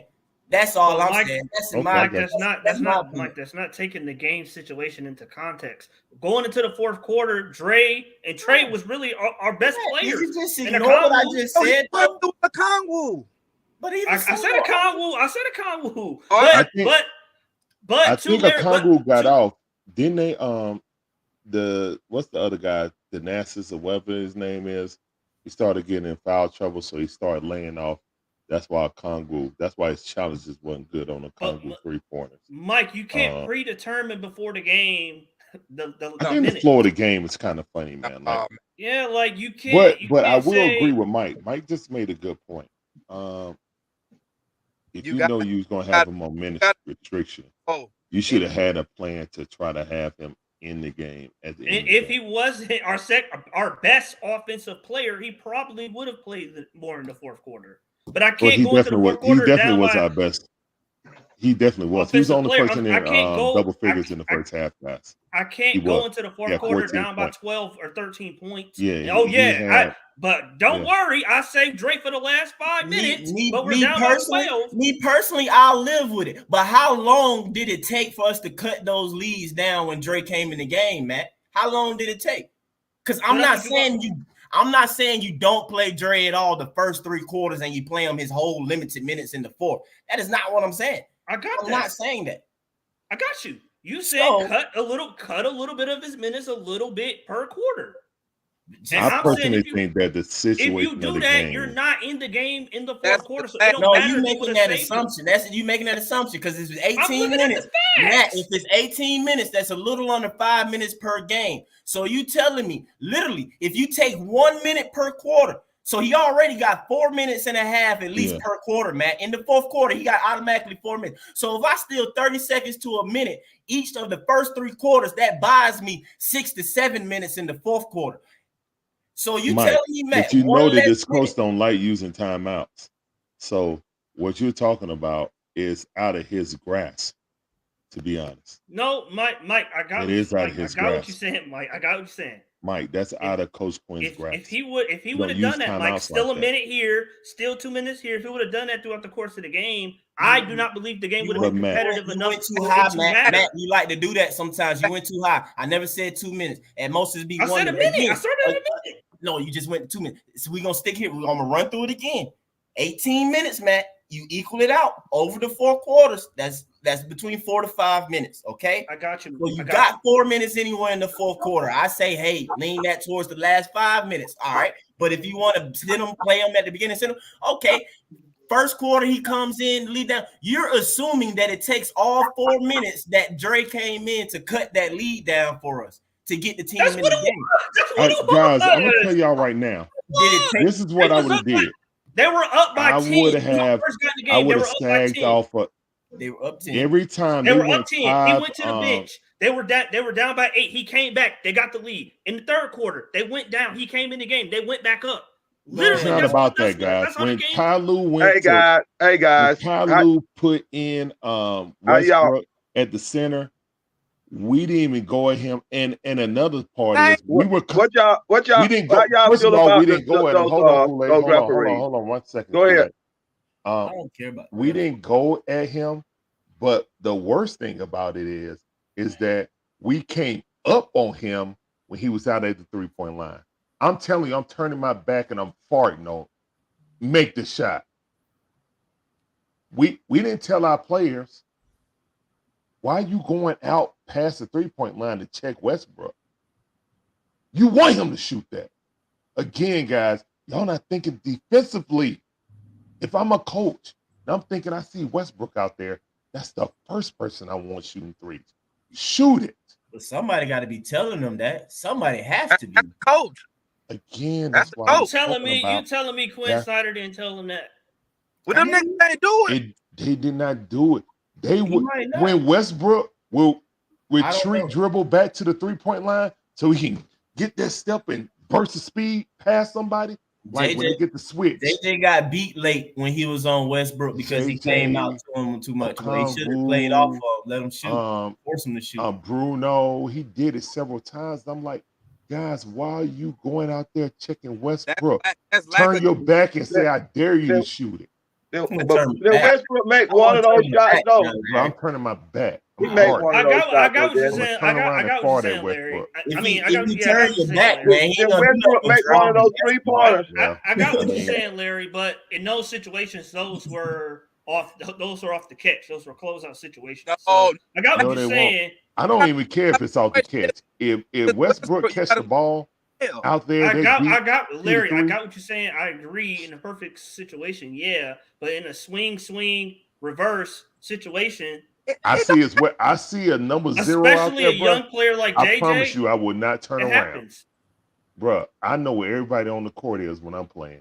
Matt, If that's on. Westbrook, if that ball gets swung around to Westbrook, I'm boxing No, out for a rebound. What y'all I'm think about sorry. those jump balls that those referee calls, man? That they call? I'm not worried I about was the refs. We confused never about get that. the calls. Don't worry about the zebras. I'm not worried Yeah, about the zebras. I'm We'll just never saying get a call. because that jump ball on Jalen Johnson, man, was a turning point, man. And the jump ball on when we won the challenge, that was a turning point too, man. Those 2 Jalen times Johnson that came down with the ball. He should have never came down with the ball. The ball was That's on. placed That's right on there for him Jalen. to dunk. That's on Yeah, Jalen. Like I said, Jalen man, was a little. JJ sold Jalen that was a game, little. guys. That's why, but Gerald. That's actually why I disagree when you said put him at the 5. that was I thought a foul, man. That was I a thought he foul. was That was weak not a with the jump ball. ball. Actually, they fouled that man. But Well, Matt, I'm just Literally, saying, they I fouled thought Kool-Aid that man. never brought it down. JJ Kool-Aid. was real weak with the ball and he didn't rebound well No, enough. So he why would went you up, put him he at the missed the 5? shot, came back down, and he Where tried you to go at, back John? up, Matt, I and was then just, they fouled him, man, and they called it a jump ball. I was Where just is getting John all at? things that Quinn You could know, have match up You with on the the. road? I wanted to put JJ at the 5. He was weak tonight. Nah, yeah, he JJ was was real the weak He reason was why we tonight. weak. lost I this don't game. think he was gonna beat nobody, man. The way he He was was. playing, he I like he think didn't I have no told you, Gerald. I legs. told you in JJ the was chat. starstruck. I thought Hey, the I just size He want of to looked like he didn't I have just no want to legs take a for damn moment for real real. He quick. like he couldn't I jump, just man. want to take a moment real quick and point out the fact that like JJ has been balling. He's grown a lot this season, but Yeah, I yeah, just yeah. want to point out the fact that like y'all see how like throughout this season is moments and times that y'all point out issues with JJ. Like everybody notice that, right? Like how you doing it right now? All right. So just like let's just be realistic here now, okay? Since people still see issues, and Matt talking about, oh, he's young and stuff like that. Now let's rewind it to like what 2 seasons ago. You know what I'm saying? With some of us fans was trying to explain why JJ wasn't getting minutes, why he wasn't playing, when everybody wanted to burn down the house or this and that. When the franchise got expectations to make it to the playoffs, now it don't matter what's actually happening. What's actually happening, yeah, I feel you as fans is like, well, we suck. We need to do X, Y, Z. But no, when they all got expectations like that and a bunch of other people getting paid and stuff, bro, that junk, it just ain't happening, bro. That's all. I just want to put out there. You know, what's just not as happening? fans stop expecting it. I mean, he here What's now. not, what's not happening? Bro, young players getting on the court, bro. No, Why, that's not true. I could point to He just had a bad game. I championship. just think only he reason just why chalk it up as a Trey- bad game. Me personally, I Only wanted reason why JJ to Trey get got started so many early, minutes, man. Mike, I can point out because everything was cleared out for him and his team sucked, and it was Mike, no. I got we had no Mike. There's expectation. Matt, Matt, there's every plenty of playoff teams where situation they that really you play. every situation that you point out, I'm telling you. All right, number one, I'm gonna say this. I say this to put it out there because this is the case with everything. It's an exception with everything. It's an exception in everything. Like when you talk about small ball winning a championship or something like that, it's an exception with everything. Okay, but more often than not, the only reason why a rookie player is playing, especially if they're not like top 5 or something like that, because normally top 5 go to garbage franchises who, yes, it's cleared out the way for that. But they either got injuries to players, or like I said, they don't have playoff expectations. I got them out there. So what? So okay, go ahead, Gerald. I got like 5 I examples, Mike. think that I didn't mean to try and go down that path. LA I'm just got a saying, rookie y'all that see that played he on his still rookie got days, flaws and and now stuff. he's A part of rookie, the bro. whole 5. When some of us as a rookie was saying that he was lost and stuff, and people going, I'm like, no, bro. Like when he was out there, like bro was like lost. He was doing certain things, and the we didn't have a defined role for him the back then, Mike. indecision and the softness y'all talking about now that you see in a year that he's playing the best as we ever seen, bro. It was like Max then when he was If a he rookie. would have started He wasn't early, he'd just been trying ahead to of tell you himself by now, man. He'd been ahead of himself, man. It's two situations where you play a young I guy. think if you would have played him early, he would have been ahead of himself. So what you do is the one way, like that's the first way. The second way is where you draft to fill an immediate need for an established team. Kind of like a Bones Highland having that being that backup point guard when he was with it was the Nuggets, right? Yeah. Being with the Nuggets. That's the other way that a guy's gonna play. But other than that, they ain't finna play like that, bro. But they okay. I mean, there's examples where they played. So in the last few seasons, Milwaukee played Bill Champ last year. They played who? Beauchamp. They played Beauchamp last year, or his rookie season. What does Beauchamp play? Did not T-Man play in his rookie season? Shooting guard. Did not T-Man play in his rookie season? Last year with Christian Braun. Hold up. Why did Beauchamp play, Matt? Because they wanted to bring him along. No. That's not the reason. Middleton was hurt. That's why Middleton was hurt, but even when Middleton came back, he still played. So Middleton was hurt for more than half the season. But if AJ only played last year because Bogey was hurt. Okay, Denver. Christian Braun played. He was a rookie. And the Lakers played. LA Clippers played. They rookie. Didn't Michael Porter Jr. get hurt at the beginning of the season? I'll say this again. They don't play the same position.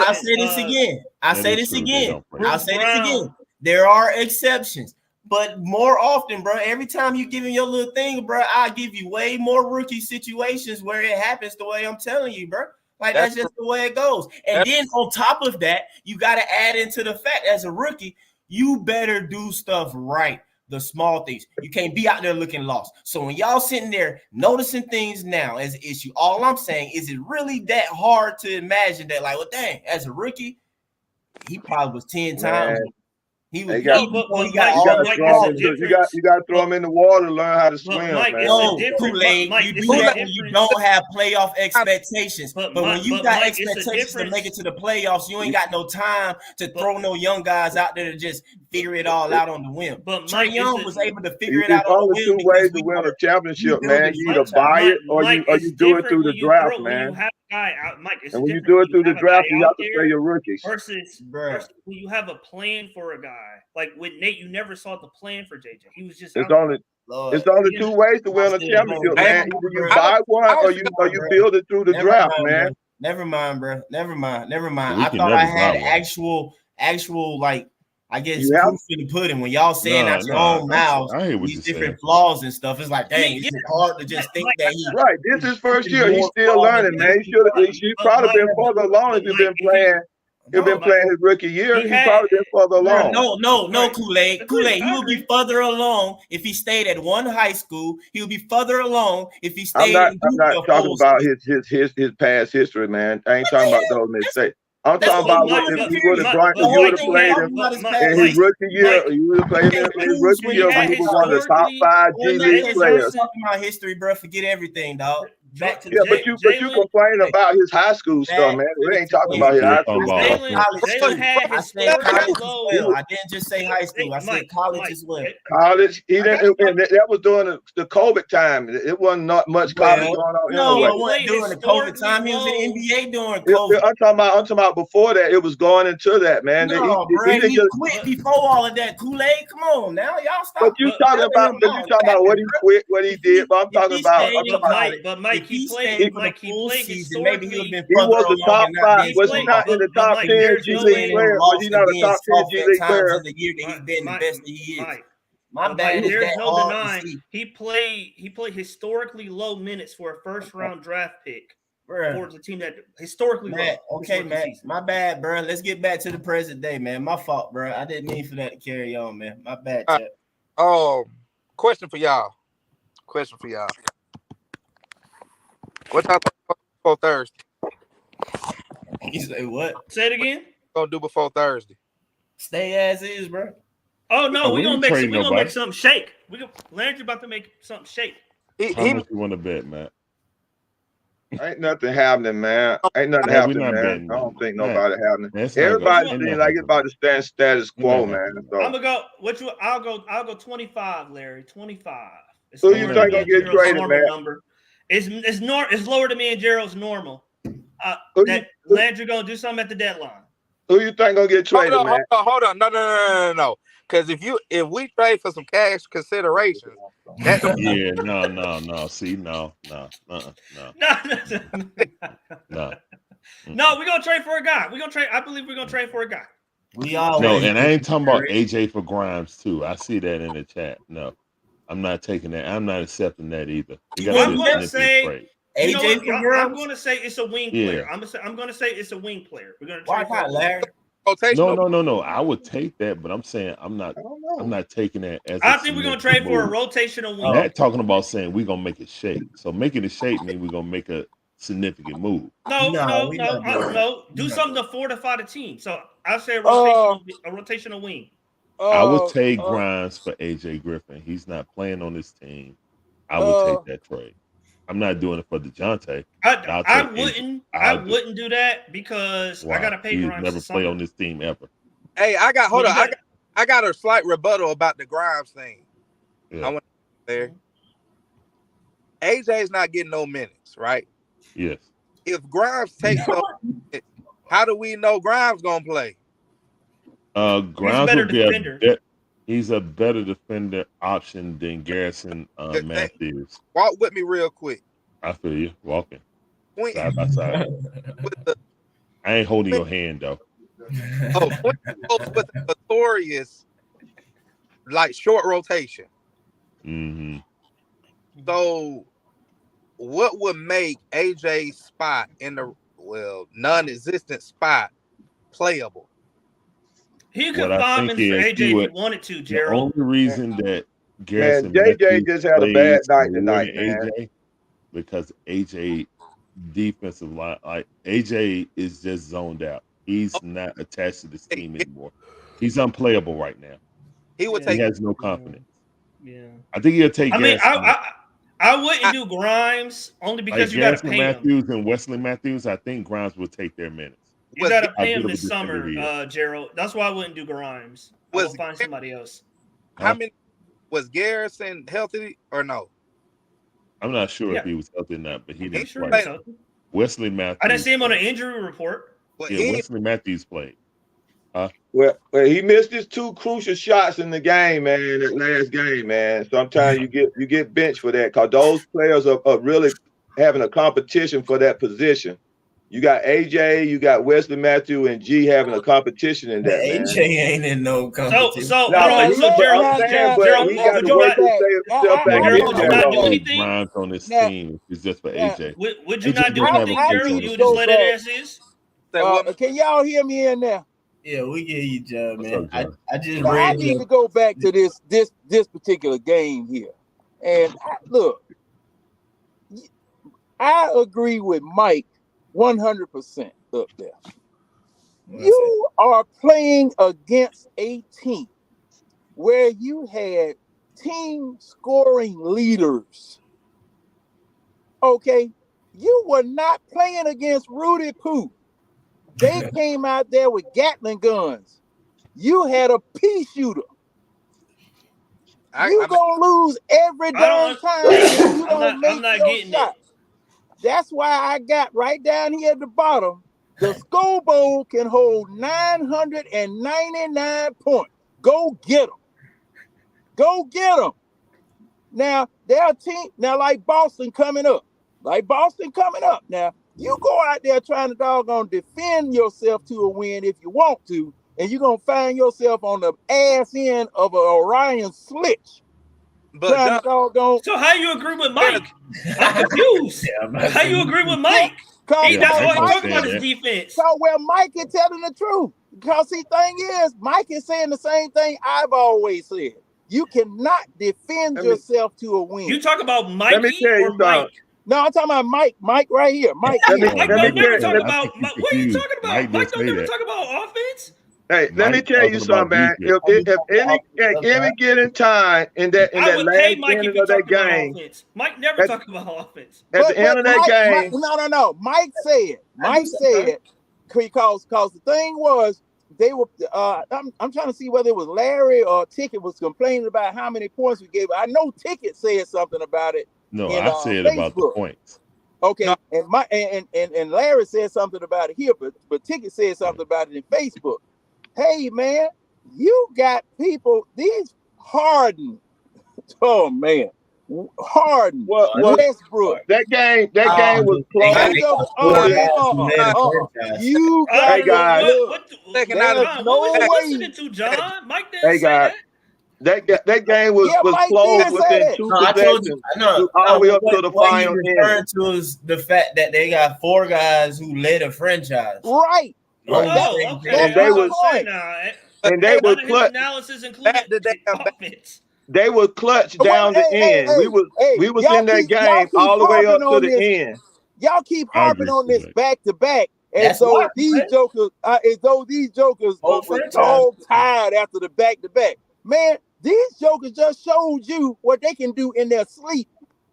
They just showed you what they can do to you in their sleep. Somebody in the chat pointed out that they did the same thing earlier on the back-to-back. They beat, I think, Boston and Miami. Well, by you way gotta more understand points. they only lost 2 games. They've been balling in They general. only lost They 2 also games, lost, man. they've only lost 5 games in 3 months. Well, yeah, and I'm pretty sure they played way more back-to-backs. This is what they do. Exactly. You got And four this franchises is in their 3 last months. road game. This was a road game. 5 games in 3 months. What they was on a 10, they was on a 5 or 6 game road game. Okay, This is their last road Grammy, game. Grammy chirp. even if you say the talent level was what it was, the talent level difference, cool, I got that. I still need my players in the best positions possible. We could have won. Okay, I just need- I understand that, Gerald, but what is that on a minute-to-minute, play-by-play basis? You don't know. John, I just needed my players to be clutch, man. That's all I needed them to be clutch. Harden that's what was I'm talking clutch about. the whole game. At the end of that game, Harden was clutch. Because see now, Gerald, you all brought out a point, and I was listening to you guys. That's why I wasn't in because I'm at the Marietta Diner. I had to have some pasta tonight. Oh, that's my spot, John. Hey man, I drove all the way from Douglasville up here because I had some pasta Alfredo. I had to have some pasta Alfredo. I had to have it. And these are real Italians up here. I can smell the bullets from the guns. And anyway, You should go to Pasta Bella, but we'll talk about that later. oh, I've been there too. But they short you on your chicken, you know, or your chicken pasta Alfredo. They kind of short you on the chicken. So I came up to the original up here. But but you guys were talking about what you could have done to stop Tyronn Lue's adjustments. And the thing is, and Mike did say about trying to get Hunter's minutes to where you could get a couple of minutes, and you two's ticket about stealing or borrowing a couple of minutes in order for him to be there in the end. But there are so many things that can happen during a game that when you are hampered by a minutes restriction on an important player, you just don't know how those things are going to play out.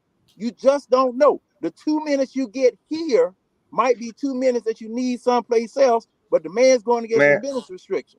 But I'm gonna tell you, if any old guy would have missed those, if Leonard or Harden would have missed their shot, man, and in that game, Trae Young could have took that game.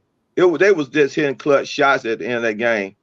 We had a chance to hit shots at the end of that game too. We was in that game, 2 possession, 1 possession. At one time, we could have tied the game, but they just can't. And you know, when we had a chance to get up and be down by 3.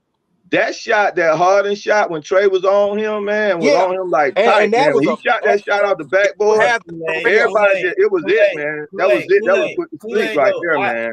I agree with you to a certain extent, but I want to point out to the fact that the Clippers got stops, more stops than us. And I'm not counting us missing shots as stops for them.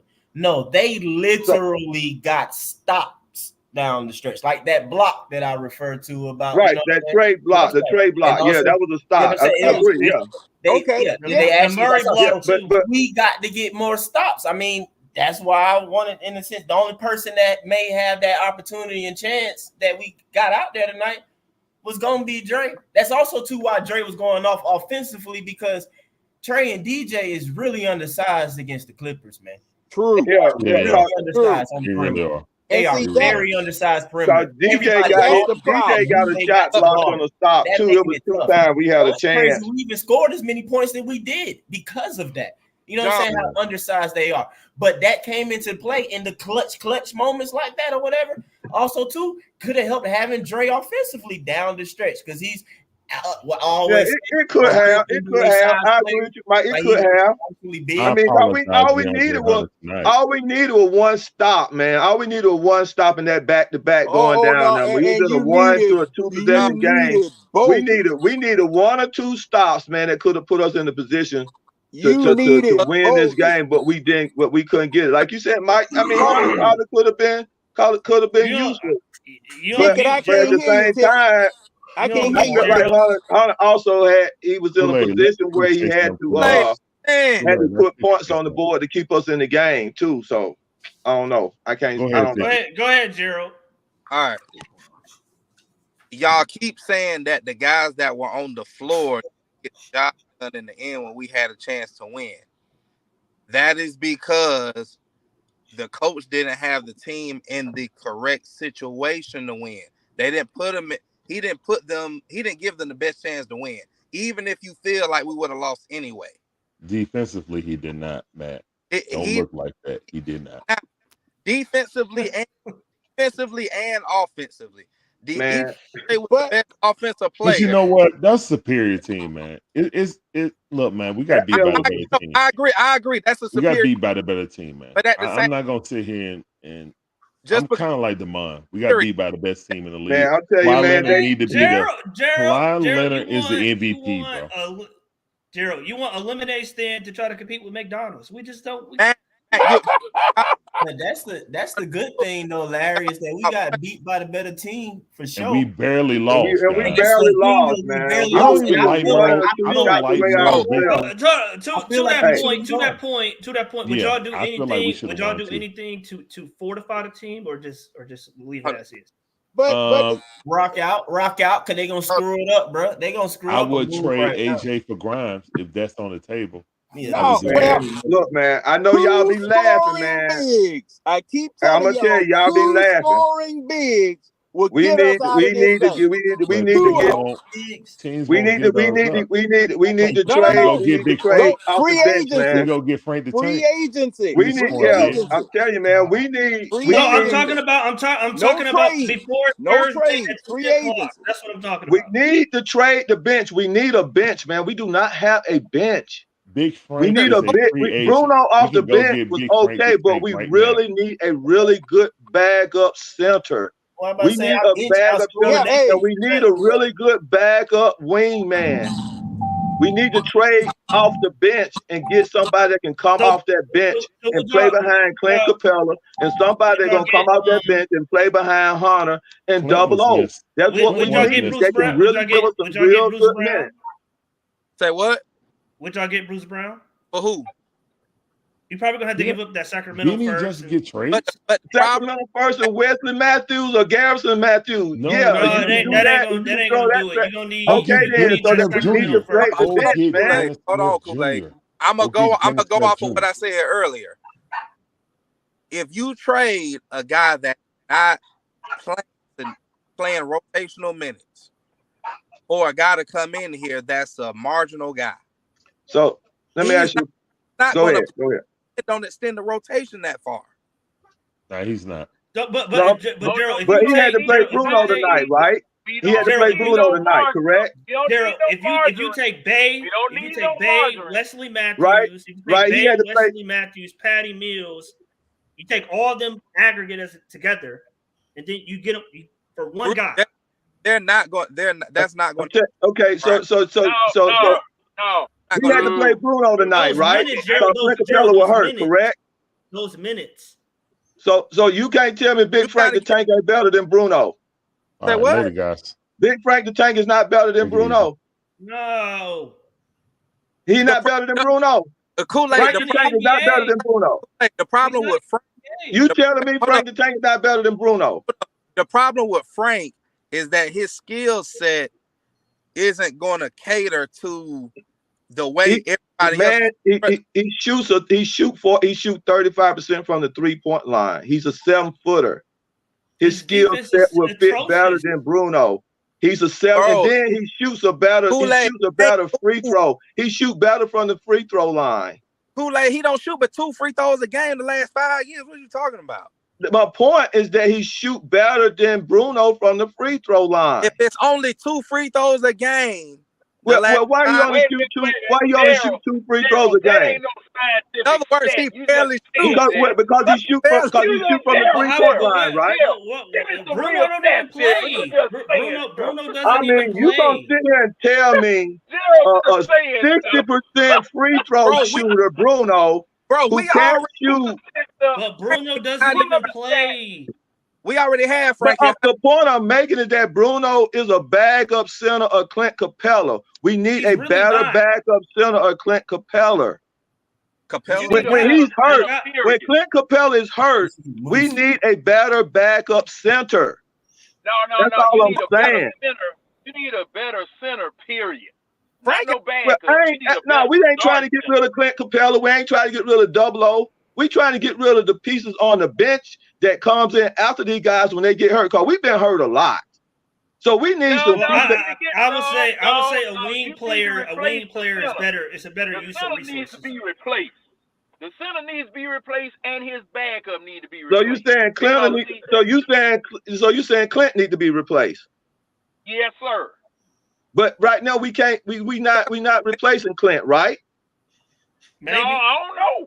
Right. I don't know. So you gonna tell me we can't trade a Bruno for another 7-foot center and a pick or something? We can't trade Bruno. No, You said we can't trade Bruno, so we can't get rid of Bruno. No pick. What you talking about? I said we can't trade Bruno. I'm just asking a question. We can't trade Bruno. No. But you won't get Why we can't trade Bruno? Why we can't get rid of Bruno?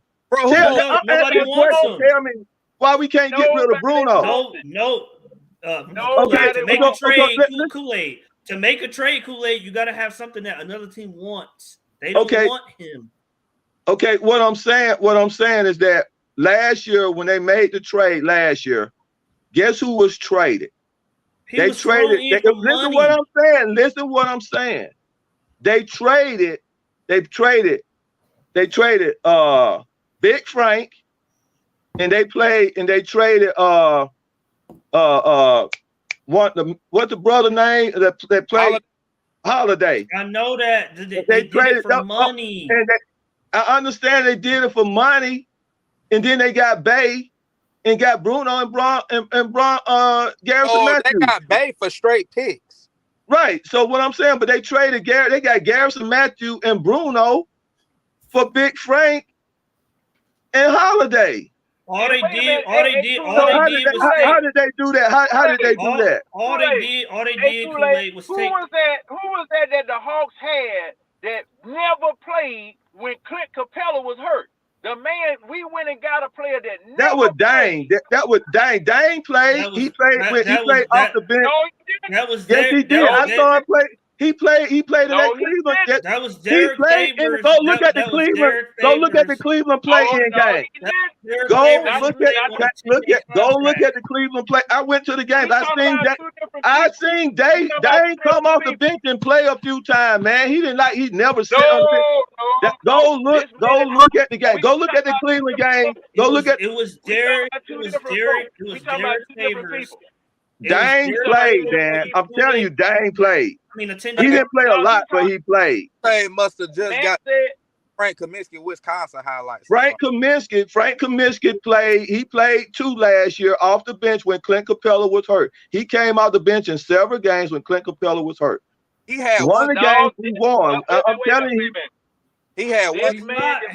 He played like 3 to 4 games. He played 3 to 4 games when Clint Capella was hurt.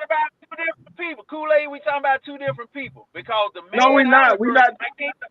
Yes, we are. We Because this man did not play a single set. I'm telling you, man. Every center that they had, Dang and Kaminsky played when Clint Capella was hurt. Go look at the game. I went to the game. I saw the game with Milwaukee when he was hurt. Man, I'm trying to tell you, bro. I was looking at. I've been to the game and I saw the games with a flame. Go look at the games, man. And by the fact, the game when they beat Cleveland in that playoff game and Clint was hurt, Lane came in that game. He's talking about Derek Favors, who played. You talking about two different years, man. You talking about 2 different years. Last year, Clint Kaminsky. I'm talking about last year. Last year, Kaminsky was on the bench. Frank was on the bench last year. Wait a minute. We're not talking about Frank Kaminsky. Who you talking about? There wasn't nobody else on the bench but Frank Kaminsky. He's talking about Kool-Aid. Kool-Aid. He's talking about Derek Favors. Derek Favors, we signed to a 10-day. He never played because what's his name got back before the 10-day expired. Y'all talking about a man that they put on the bench that was Derek Favors, that they had intentionally to put him on now as a backup person because Clinton was not there. Actually, in that game, Kaminsky he played. Derek Favors didn't play. Favors did not play. They played Kaminsky. But that was point. But I'm saying, but the real backup person that was sitting on the bench to be the person to come off when the injuries was there. That's not what I'm talking about. I said that we signed a person to a contract that never got on the floor during the time that Clint was hurt. Okay, that was Derek Favors. That's what I'm talking about. Derek Favors. That's what I'm talking about. That's what I'm talking about. But I was talking about Clint Kaminsky. To you, did Clint Kaminsky play? No. See, the thing was, Frank. I was the one that brought up the point. Wait a minute, have we gone over? We done went over. Where Demond at? We done went over. He said he said he cleaned in the kitchen. Okay, yeah. Okay. See, we done went over, but this is Look, what I'm. Well, I don't know why we talking about Frank Kaminsky. I really don't. Well, the point is, it ain't nobody gonna get traded. My point is, it ain't nobody else to trade. Ain't no sense of trading. My original question to put Frank Kaminsky in the shelf to the side. The original question was, would y'all do anything to fortify the roster or to leave it the same? It's gonna stay the same, man. It ain't know what you're gonna do. It's gonna basically stay the same, man. It's gonna stay the same. It ain't nothing you can do. You talking about trading major players that's on there, they not going anywhere, bro. Hunter not going nowhere, DJ not going nowhere, Clint not going nowhere, Double O ain't going nowhere. No, man. So just Clint now. Bogey ain't going nowhere.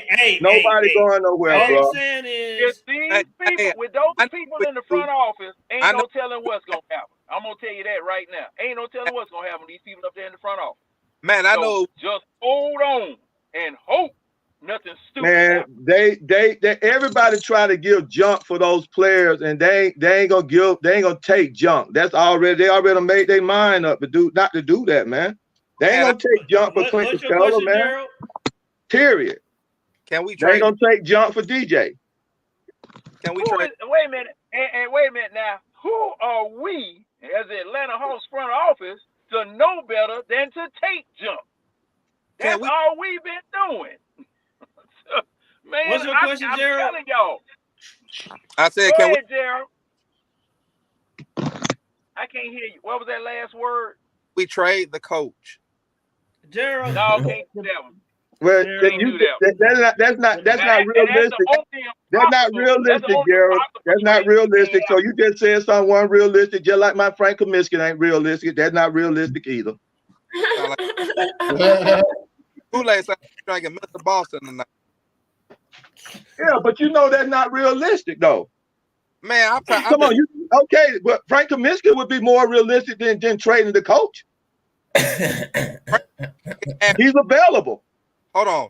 Frank Kaminsky averaged 2.4 points more than. But he averaged 31 points when he was playing. He had a 31-point game when he was playing over there with the Suns. He had a 31-point game. What year? He had a double-double over there with the Suns when they went to the championship. What year was that? The year they went to the championship. The year they went to the finals. How many years ago was that?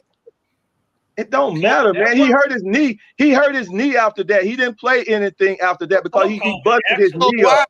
I want him if he hurt his knee. Oh, okay. Oh, but then when he got in rehab, man. I'm telling you, man. I want somebody that got a handicap sticker, and I got to play him some minutes in the game. But you could tell me Bruno is better than him. Yes, by default. By how default? By default. Man, that man will take Bruno to the cleaner, bro. I guarantee you, they play one-on-one. He'll take Bruno to the cleaner. Kool-Aid. He's 7 foot tall, shoot a 35% 3-point line. He'll take Bruno to the cleaner, bro. Yeah. Kool-Aid. They say, man, you can't be talking about the past, Kool-Aid. Bruno is trash, man. Bruno, he played good tonight, but Bruno is trash. Play got committed. I'm just only reason I say Frank Kaminsky because he's available, man. I can go ask for any big time center to come play. I'd run for Boogie Cousins to come play. Can we get Boogie Cousins to come off the bench? He's not playing for nobody. I'm talking about trying to get somebody that's available. But if we start talking about, do I want a center that's available? Well, what center is available that can play? I tell you what, there's a guy over there that played for. He's 7 foot tall. He's skinny, but he's 7 foot tall. He can shoot the ball. Why can't we go get him? He's a slash forward center. He played for OKC. Who you talking about? He's a rookie. He's in his second or third year. Who you talking about? His name's some kind of dude from Europe or somewhere. I can't say his name, Jeskevich or something like that. You talking about Pokusevski? He's number 12. Number 12. How you? Number 12. Number 12. OKC. Yeah, I can't say his name. Hey, yeah. He better than Bruno. Anything better. But I don't understand. Why do you want somebody for Bruno and Bruno don't play? The point is that we need a better bench, man. That's all we need is a better bench, man. We need to get a player. Why don't you just go? But Bruno did not play tonight. Did not Bruno play tonight? Bruno played tonight, right? He gonna be the best. Bruno played tonight. Bruno played tonight, right? Under normal circumstances, he wouldn't have played. He wouldn't have played in the normal circumstances. Exactly. So all we need is a better player sitting on the bench for emergencies, man. That's all I'm saying. That's what the regular. No. Not for emergencies. That man needs to be the backup center because Double O is not it. Double O is not it. John, we get hasty here. John. Double O on the team, the starters. Double O is the backup center, and he played. And Clint is the starting center. That is the team. We ain't talking about the team. Now, you talking about trading the team. Those guys are not going to be traded. You're not understanding me. These guys are not going to be traded. No, I understand you perfectly. That's why I said you need to go get a free agent and replace both the starting center and you need to replace No, you don't go get no free agent to do that, man. You're gonna replace the starting center. You got to replace them with something that has some value, man. You can't get replaced with something that don't have no value. Hold up. If you go to Europe or to London or wherever the hell it is you want to go, and you find a prospect there that's doing what Clint Capella as well as Double O are doing right now, you can sign that person as a free agent. You don't have to. That's why I told everybody. That's why I said Eddie Tavares. But everybody laughing at that. Okay then. Well, that's what you just said. I'm saying the same thing what you just said. You said go get some stupid free agent in Europe and bring him here. And I said Eddie Tavares is a Euro player. You know who Eddie Tavares is? He's the top defensive rebound and defensive player for 3 years in Euro. That's what he is. Kool-Aid, you know what? That's your fault for letting them back you off of your point. No, I ain't backed on my point. Well, you talking about them laughing at you. I wouldn't even mention the fact that they were laughing because they're gonna laugh anyway. Exactly. I know that. Just like I said, Eddie Tavares is 7'3", 276 pounds. He lead the Euro League and block shots and rebounds. 3 years in a row. He have got the championship 3 years in a row. I'm just saying. And then you got Kenny Lofton Jr. Kenny Lofton Jr. Now he beat up Wemby several times in the junior championship thing, whatever that was. He beat Wemby up, and he down now right now in the G League as one of the top G leaguers right now. I mean, we can go get one of those guys to play off the bench, man. I mean, like, we need to build a bench, man. We need to build a bench. And if you're gonna replace Clint Capella, you got to replace Clint Capella with a top-notch player. You can't go just replace him with just anybody. You got to go get something for Clint Capella. I understand. You're absolutely right, Kool-Aid. And see, the thing is now, people try to act like the Euro League ain't nothing. That's the roughest basketball that you can play. Is a Euro League. You don't see these jokers in the NBA going to Europe. They go to China. What y'all talking about? The Euro League? What is y'all talking about? I don't know. I lost you ain't track. been listening, man. They be. Nah, man, hey, I ain't got no teenagers, man. I got chores. I had to clean the kitchen. I ain't want to talk to you walking back and forth. I'm gonna say I read your thing or whatnot though. But yeah, man, they been carrying on about what practice squad niggas for like the past. No, we were talking about the draft and who was gonna get drafted, and all I was saying was that ain't nobody going nowhere. If you're gonna do any move people off the bench and try to build a bench behind some players that gonna sit there and wait for their turn. That's all. I don't care if it's Frank Kaminsky, whatever. Just get a good player. That's all. Before you even think about that, let me tell you something. Okay, we are moving. We have to shed salary and get under the luxury tax. So before you think about adding anybody, first of all, we got it. I'm gonna tell you how much we over. We over by 40 million, 50, something like that. We have to shed salary to get out of the tax. So you might not even think about adding nobody right now, not even including the bench, because I'm thinking you about to lose. We're gonna get rid of Sadiq Bey, right? We're gonna lose him for nothing because they probably ain't gonna move him like they should. You still got to dump more salary. So before you even think about adding anybody, you got to figure out first of all, who's gonna be here. Before you think about. Demond, I thought that the luxury tax threshold was 168 million, right?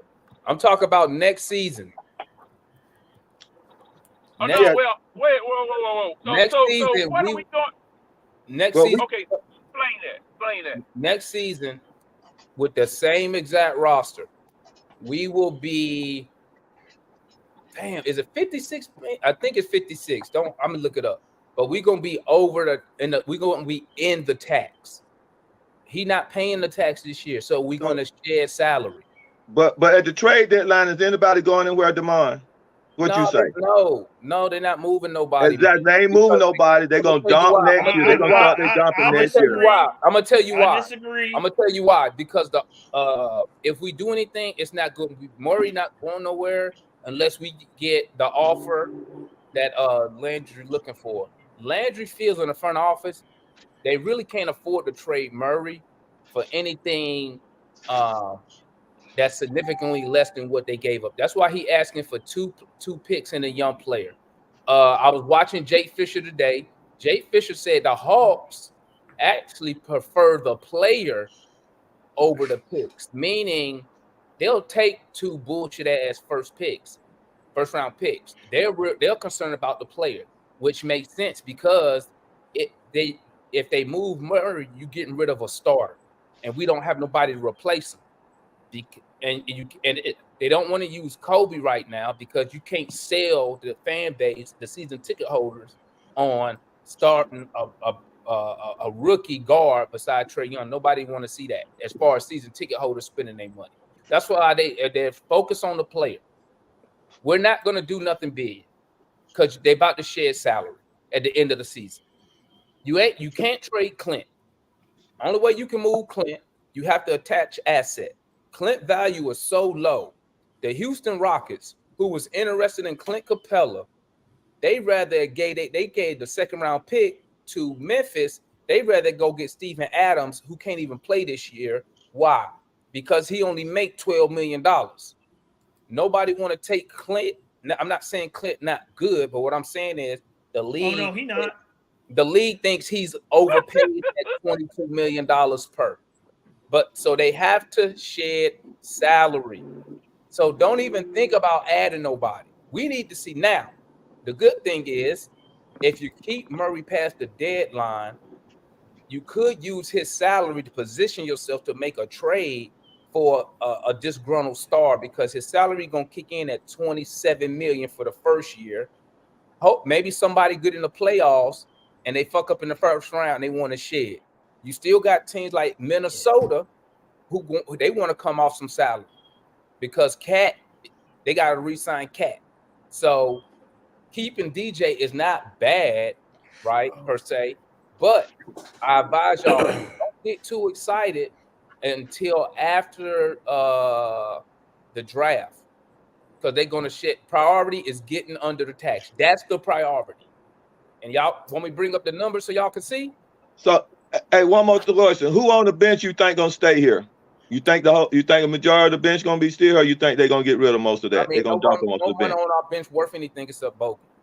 So what the front office need to decide is, can they get something for Bogey right now, or they're gonna try to run it and just see what they can do at the off season, because you still could package Bogey. I mean, think about it. So you think Patty Mill and Bruno and Wesley Matthews, Garrison Matthews, all them guys, you think they'll be still here, or they gonna be one of those guys to move on? We're gonna No, they create a gone. new bench. I mean, Wesley Matthews and Patty Mills is on a 1-year deal. They gone this year. They not staying. What about AJ? You think they gonna stay with him? I mean, they don't really have a choice. He a body and he on a rookie contract. I mean, at the end of the day. Now, I don't see why they not taking calls. See if you can trade him for, say, an expiring wing that can help you now. But remember, if they trade anybody, they're going to, if they don't want to take salary back. I'm sure y'all already saw those reports. That's why they don't want to take salary back, because they want to get under the tax. So if they do trade AJ, it ain't gonna be for nobody worth a damn. To be honest with you. So in other words, we're screwed. Yeah. No, That's we why not, Demond. Why that's you gotta why be so doom and gloom? That's why I told people. That's why I told people Before my bedtime, you so doom and gloom. No, that's why I told people this. That's why I said, embrace what we doing now, because it's gonna be way worse in the off season when we start cutting the salary. So just enjoy what we doing now. Well, They can't fix nothing. Meaning they're not gonna go out and get us a win. They're not gonna go do this because they're not gonna do it because they don't want to take on salary. We are already gonna be over not the cap. We gonna be in the first apron of the luxury tax. That's where you lose your when you pay the tax. That's where you lose you limit your front office moves with the penalties that they got. That's why they're gonna get out of it. So I mean, they could trade. Are they gonna move Murray? Probably not, because he's not getting the offers that he wants. And if I'm Landry Fields, I'm gonna stand my ground, because that lets other front office know, just don't come over here and offer me no bullshit for my players. If I say this is what I'm expecting, this is what I expect. I mean, Masai and Danny Ainge do it all the time. You're gonna pay their price for their players. Why we don't look at our players the same way? Why do we want to give? Why would we want to give up a starter? Because I'm gonna tell you something. Teams get desperate. Minnesota was desperate. That's why they gave all that shit up for Gobert. They was desperate. Team. What did the Cavs give up to get what's his name, Mitchell? They was desperate, and they even worse than we are, because he 9 times out of 10 he about to lead their ass, and they ain't gonna have nothing. So I mean, listen. Well, that's why I say it's only 2 ways to a championship. Either you build through the draft or you buy it. You buy it. That's the only way you win a title in the NBA. If you're gonna win that year, and you're gonna try to win right away, you got to buy a championship. If you're gonna go through a 5-year thing, you got to build through the draft if you're trying to build long term. You only go in the draft to get a superstar.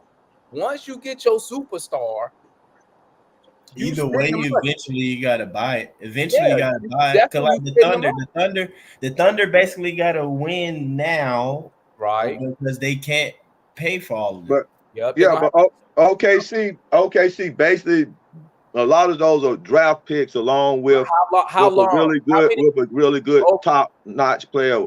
Over how And many so years? And remember, it took them a while. It took them a while. Remember, Yeah, it took them a while.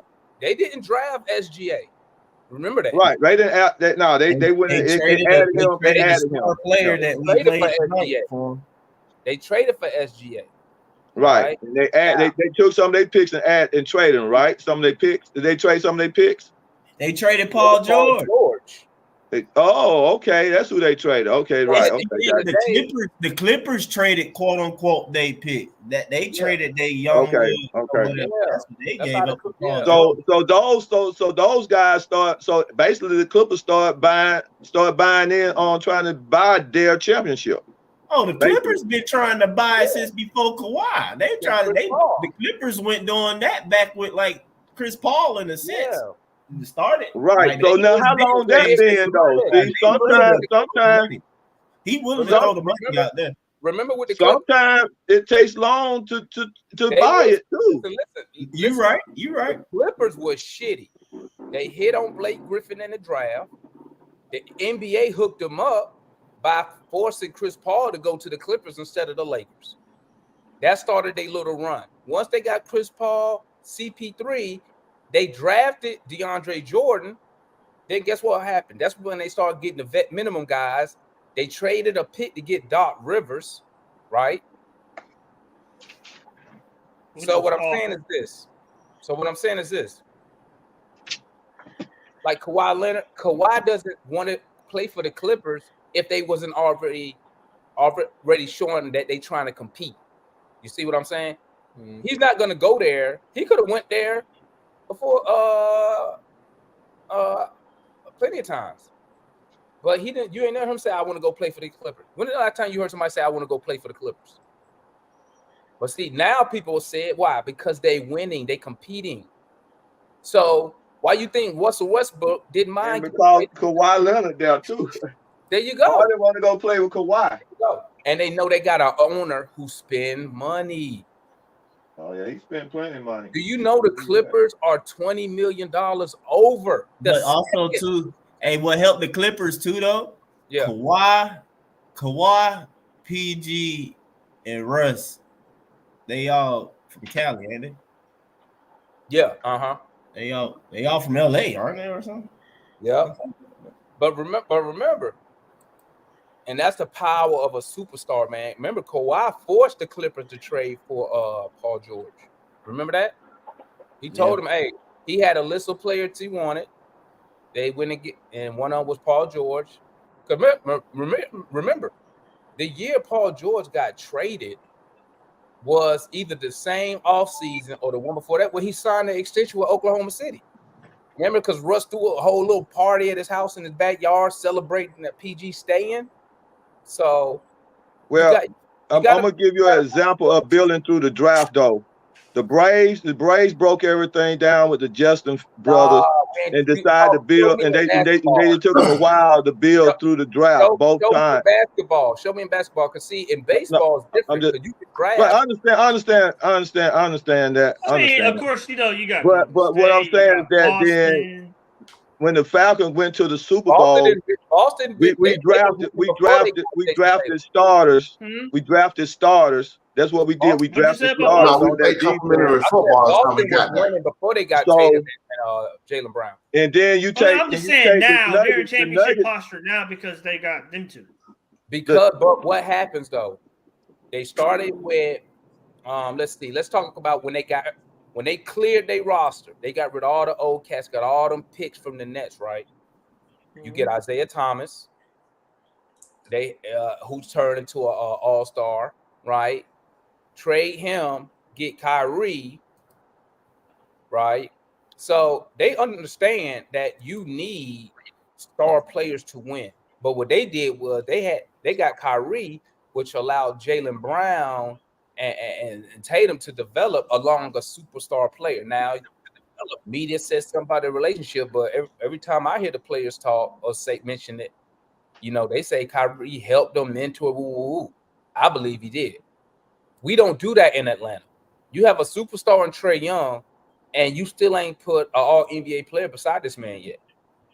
I agree with that. So I mean, at the end of the day, you know, we can sit here and hope and wish and say all the shit we want, but we all really know it come down to Tony Wrestler making a commitment to win. Like I said, look at Phoenix. As soon as that owner got there, he traded for Kevin Durant off the rip. He ain't waste no time. And he didn't. I thought the wrestler tried to get Kevin Durant when he was trying to make a decision leaving the Nets. I mean, that's what the report said. That's what and Kevin Durant was making a choice on where he wanted to go. But I just used Durant Was as an it example. Rustler? Was it Rustler? I'm using Kevin Durant as an example of the Phoenix Suns owner going after a star player, not worried about the luxury tax. He didn't care about that. Yeah. Then Bradley Beal become available, and he didn't care neither. He said, "Go get me Bradley Beal." Well, but see, with the Hawks, with the Hawks, that's the problem. Sit here. That's the problem. How many times, Tony, you heard Tony Russell say, "Hey, when we start winning, he'll spend money." Okay, you had 2 times to do it. 2 times. You had 2 Eastern Conference Final appearances to add to the roster, and they did not do it. Man, he got to have a good eye, man. To get out of this situation, man, he got to have a good eye, man. He got to have a good eye on talent, man, and bringing some people in. He got to have a good eye, man. He's gonna have to. They're gonna have to take a step back because if he really want to get under the tax, I think that's what I'm saying. He got to step back on getting some good guys that having a good eye on talent, man. And that's the only way you get out of that situation, man. Where you're not spending a lot of money, but you can get some pieces with the skill to put around Trae to do it. I was listening to Gilbert Arenas, and they were talking about what kind of skill to put around Trae Young, and he was saying, Gilbert Arenas is fucking awful, bro. I be Yeah, telling you all I'm just saying on the too, podcast, you know. I'm just saying, but I'm just saying. NBA player, man. He be sitting in some of the dumbest shit ever. Demond. Hey, Yo. Demond, now what is the projected salary cap for next year? Oh, hold on. I'll pull it up real quick. Because, see, you know, looking at what we have right now, what the salary cap is now, now you said that we're going to be $50 million if the salary cap stays as it is. But, you know, what are they projecting it to be The salary cap this year is 138, but about 139 million for this year. Okay. Next year is going to be next year the cap will be. Or do they really know? Because see now, don't they? That's why they say. come That's out why, with John. That's why it says projected. They don't know. They guess based off of like the TV deal, how much you went up last year, the year before that. So what would be some really good players that they can buy that would be worth spending the money going to the luxury cap for? That would be available. What would y'all say? I'm talking about who can possibly get. Demond, what was that projected figure? Hold on, let me share the screen with y'all real quick. That way y'all can see. Let me share the screen. Well, you going to tell me. I'm driving. You going to tell me. Okay, you said what pick now? What you say? What is the projected salary cap for next year as of this, you know, from what Spotrac or whatever is saying? All right, let me. Can y'all see it? Let me make it bigger. All right, so looking at the cap. Let me get back to the page because I moved from it. All right, there it go. So, this is 24-25 right here. Yeah. Next year, we projected to be 163 million. Okay, that's the active. That's your active. The total cap, including your cap holds, is 34. So total for us, this is with everybody back on the roster. You have not got rid of nobody. You have not cut. You ain't done nothing. we will be at $197 million. We will be $56 million over the cap. 56 million over. Okay. Total. We will be $19 million in the tax. So these are your salaries that you got next year. 43, 25, 22, 21, 17, 14, and then the drop off right here. Then you got your cap holes. Sadiq Bey. Now these are just cap holes. It's just a space, a placement, so you could just have a number, right? But that's not what they're gonna get paid. Like Sadiq Bey gonna get paid more than $13 million probably, right? Patty Mills, nobody giving him $12 million. Wesley Matthews probably can get $2 million, and then you got Trent, Vic, and Self. These are 3 two-way contracts right here, right? You still have your and this the luxury tax threshold right here. See that? NBA luxury tax threshold 171. Okay, so I mean they're gonna dump salary, man. They're gonna dump salary. Hopefully, we Gucci. Hopefully they make the right moves, man. So right here, you see the second apron of the luxury tax. Second apron, $189 million. That's the second apron. Look at that. We at 197. So you over the second one. See that? Y'all following? Y'all Gucci? So I mean, I'm listening. I can't look. okay, so they're gonna dump salary and get under the tax.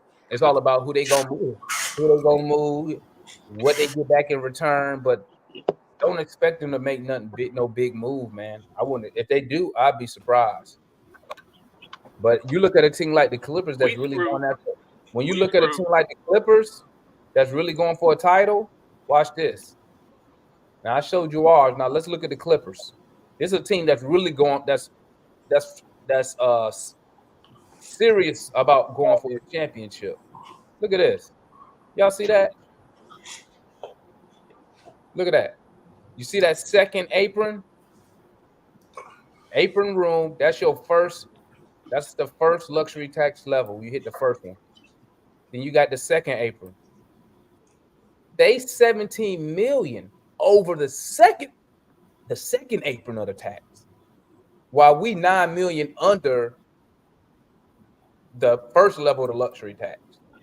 So it shows you the commitment financially, but it's also showing you that they value going for a championship, and they don't care about the penalties that they're gonna get. But that's how it is. When you got a player like Kawhi Leonard, when you got a LeBron James, you're gonna spend that money. You don't have a choice, or those players gonna leave. And Kawhi just signed an extension. So I mean, I'm just showing y'all. That's why I keep saying spend money. Spend money. That money we spend, it ain't nothing. Real contenders spend money. They don't care about the tax. They don't care about the penalties because they going after the championship. Meanwhile, we over here playing Garrison Matthews. So how long it took the Denver Nuggets in their building to get to their first championship? How long it took? How many years Jokic been in the league? 7 years. About 7 years. How many years Jokic been in the league? Jokic and Murray. About 7 years. Yeah. Okay. There you go. Him and Murray came in together. There you go. Basically. Yeah. So once About 7 years. Wait a minute. Oh, hold up. So Hey, Kool-Aid, what did you ask Kool-Aid? How many years did it take for Denver to become a champion? right from they draft Man, picks. it wasn't no 7 years now. It wasn't no 7 years. No, he's saying From the time that he's Jokic saying was from drafted and Murray was Joker and drafted. Murray. It was 7 years. by the time, and Yeah, that's what I'm saying. yeah. Your But goal, it took your them goal. way longer than that. It took Now them way listen, longer your than that goal, to become a champion. but the Denver Nuggets, Ray rarely had a superstar on their team. So when you We get, just talking about when Jokic was drafted. that's Not what I'm saying. yeah, When you when get Jokic and Murray were drafted. when you get a when they was superstar, if competing, you're in they the front competed. office and you ownership and you think Trae Young is a superstar, soon as you Because think he's that star player, you start spending money. what? I give you Then another Denver example, get Kool-Aid. I give you another go ahead. example. Luka Doncic. He playing with an All NBA player and a champion right now, right. and he played with a multi-level All-Star player in Porzingis. Right. Who have we got that's any of those two guys' caliber that play with We ain't Trae? got none. Exactly. Exactly. And Luka went over there and played with Jalen. With Jalen, Jalen was already on Dallas when he was Yeah. drafted to that. You know, So what I'm Jalen saying is Brunson. this, and that's So why I keep saying spend the money. But now the problem is the owner meddles and spends the money in the wrong spot. John Collins yeah, should have never got $25 million per year. I just thought it was bad to give these guys their extensions this year, man. I did not. Exactly. That's why I did not. said when I they was thinking, restricted I was like, when they was giving them guys extensions, I was just shaking my head like, what are you doing? You never extend a guy you get that's restricted. Why would you? Exactly. You should have never did that, man. You know. Hey, fellas, I'm about to end the Well, stream though, man. I won't say never, but Salute to everybody who tapped in. Man. Appreciate Not it. never, but in this case, We up out of here. Hey, make sure y'all tap in. If you ain't hit that like button, hit on your way out. We still gonna be backstage because I still ain't done with this kitchen yet. So, boom, we're gonna catch up with y'all, family. Peace. Hopefully, both know we always come around.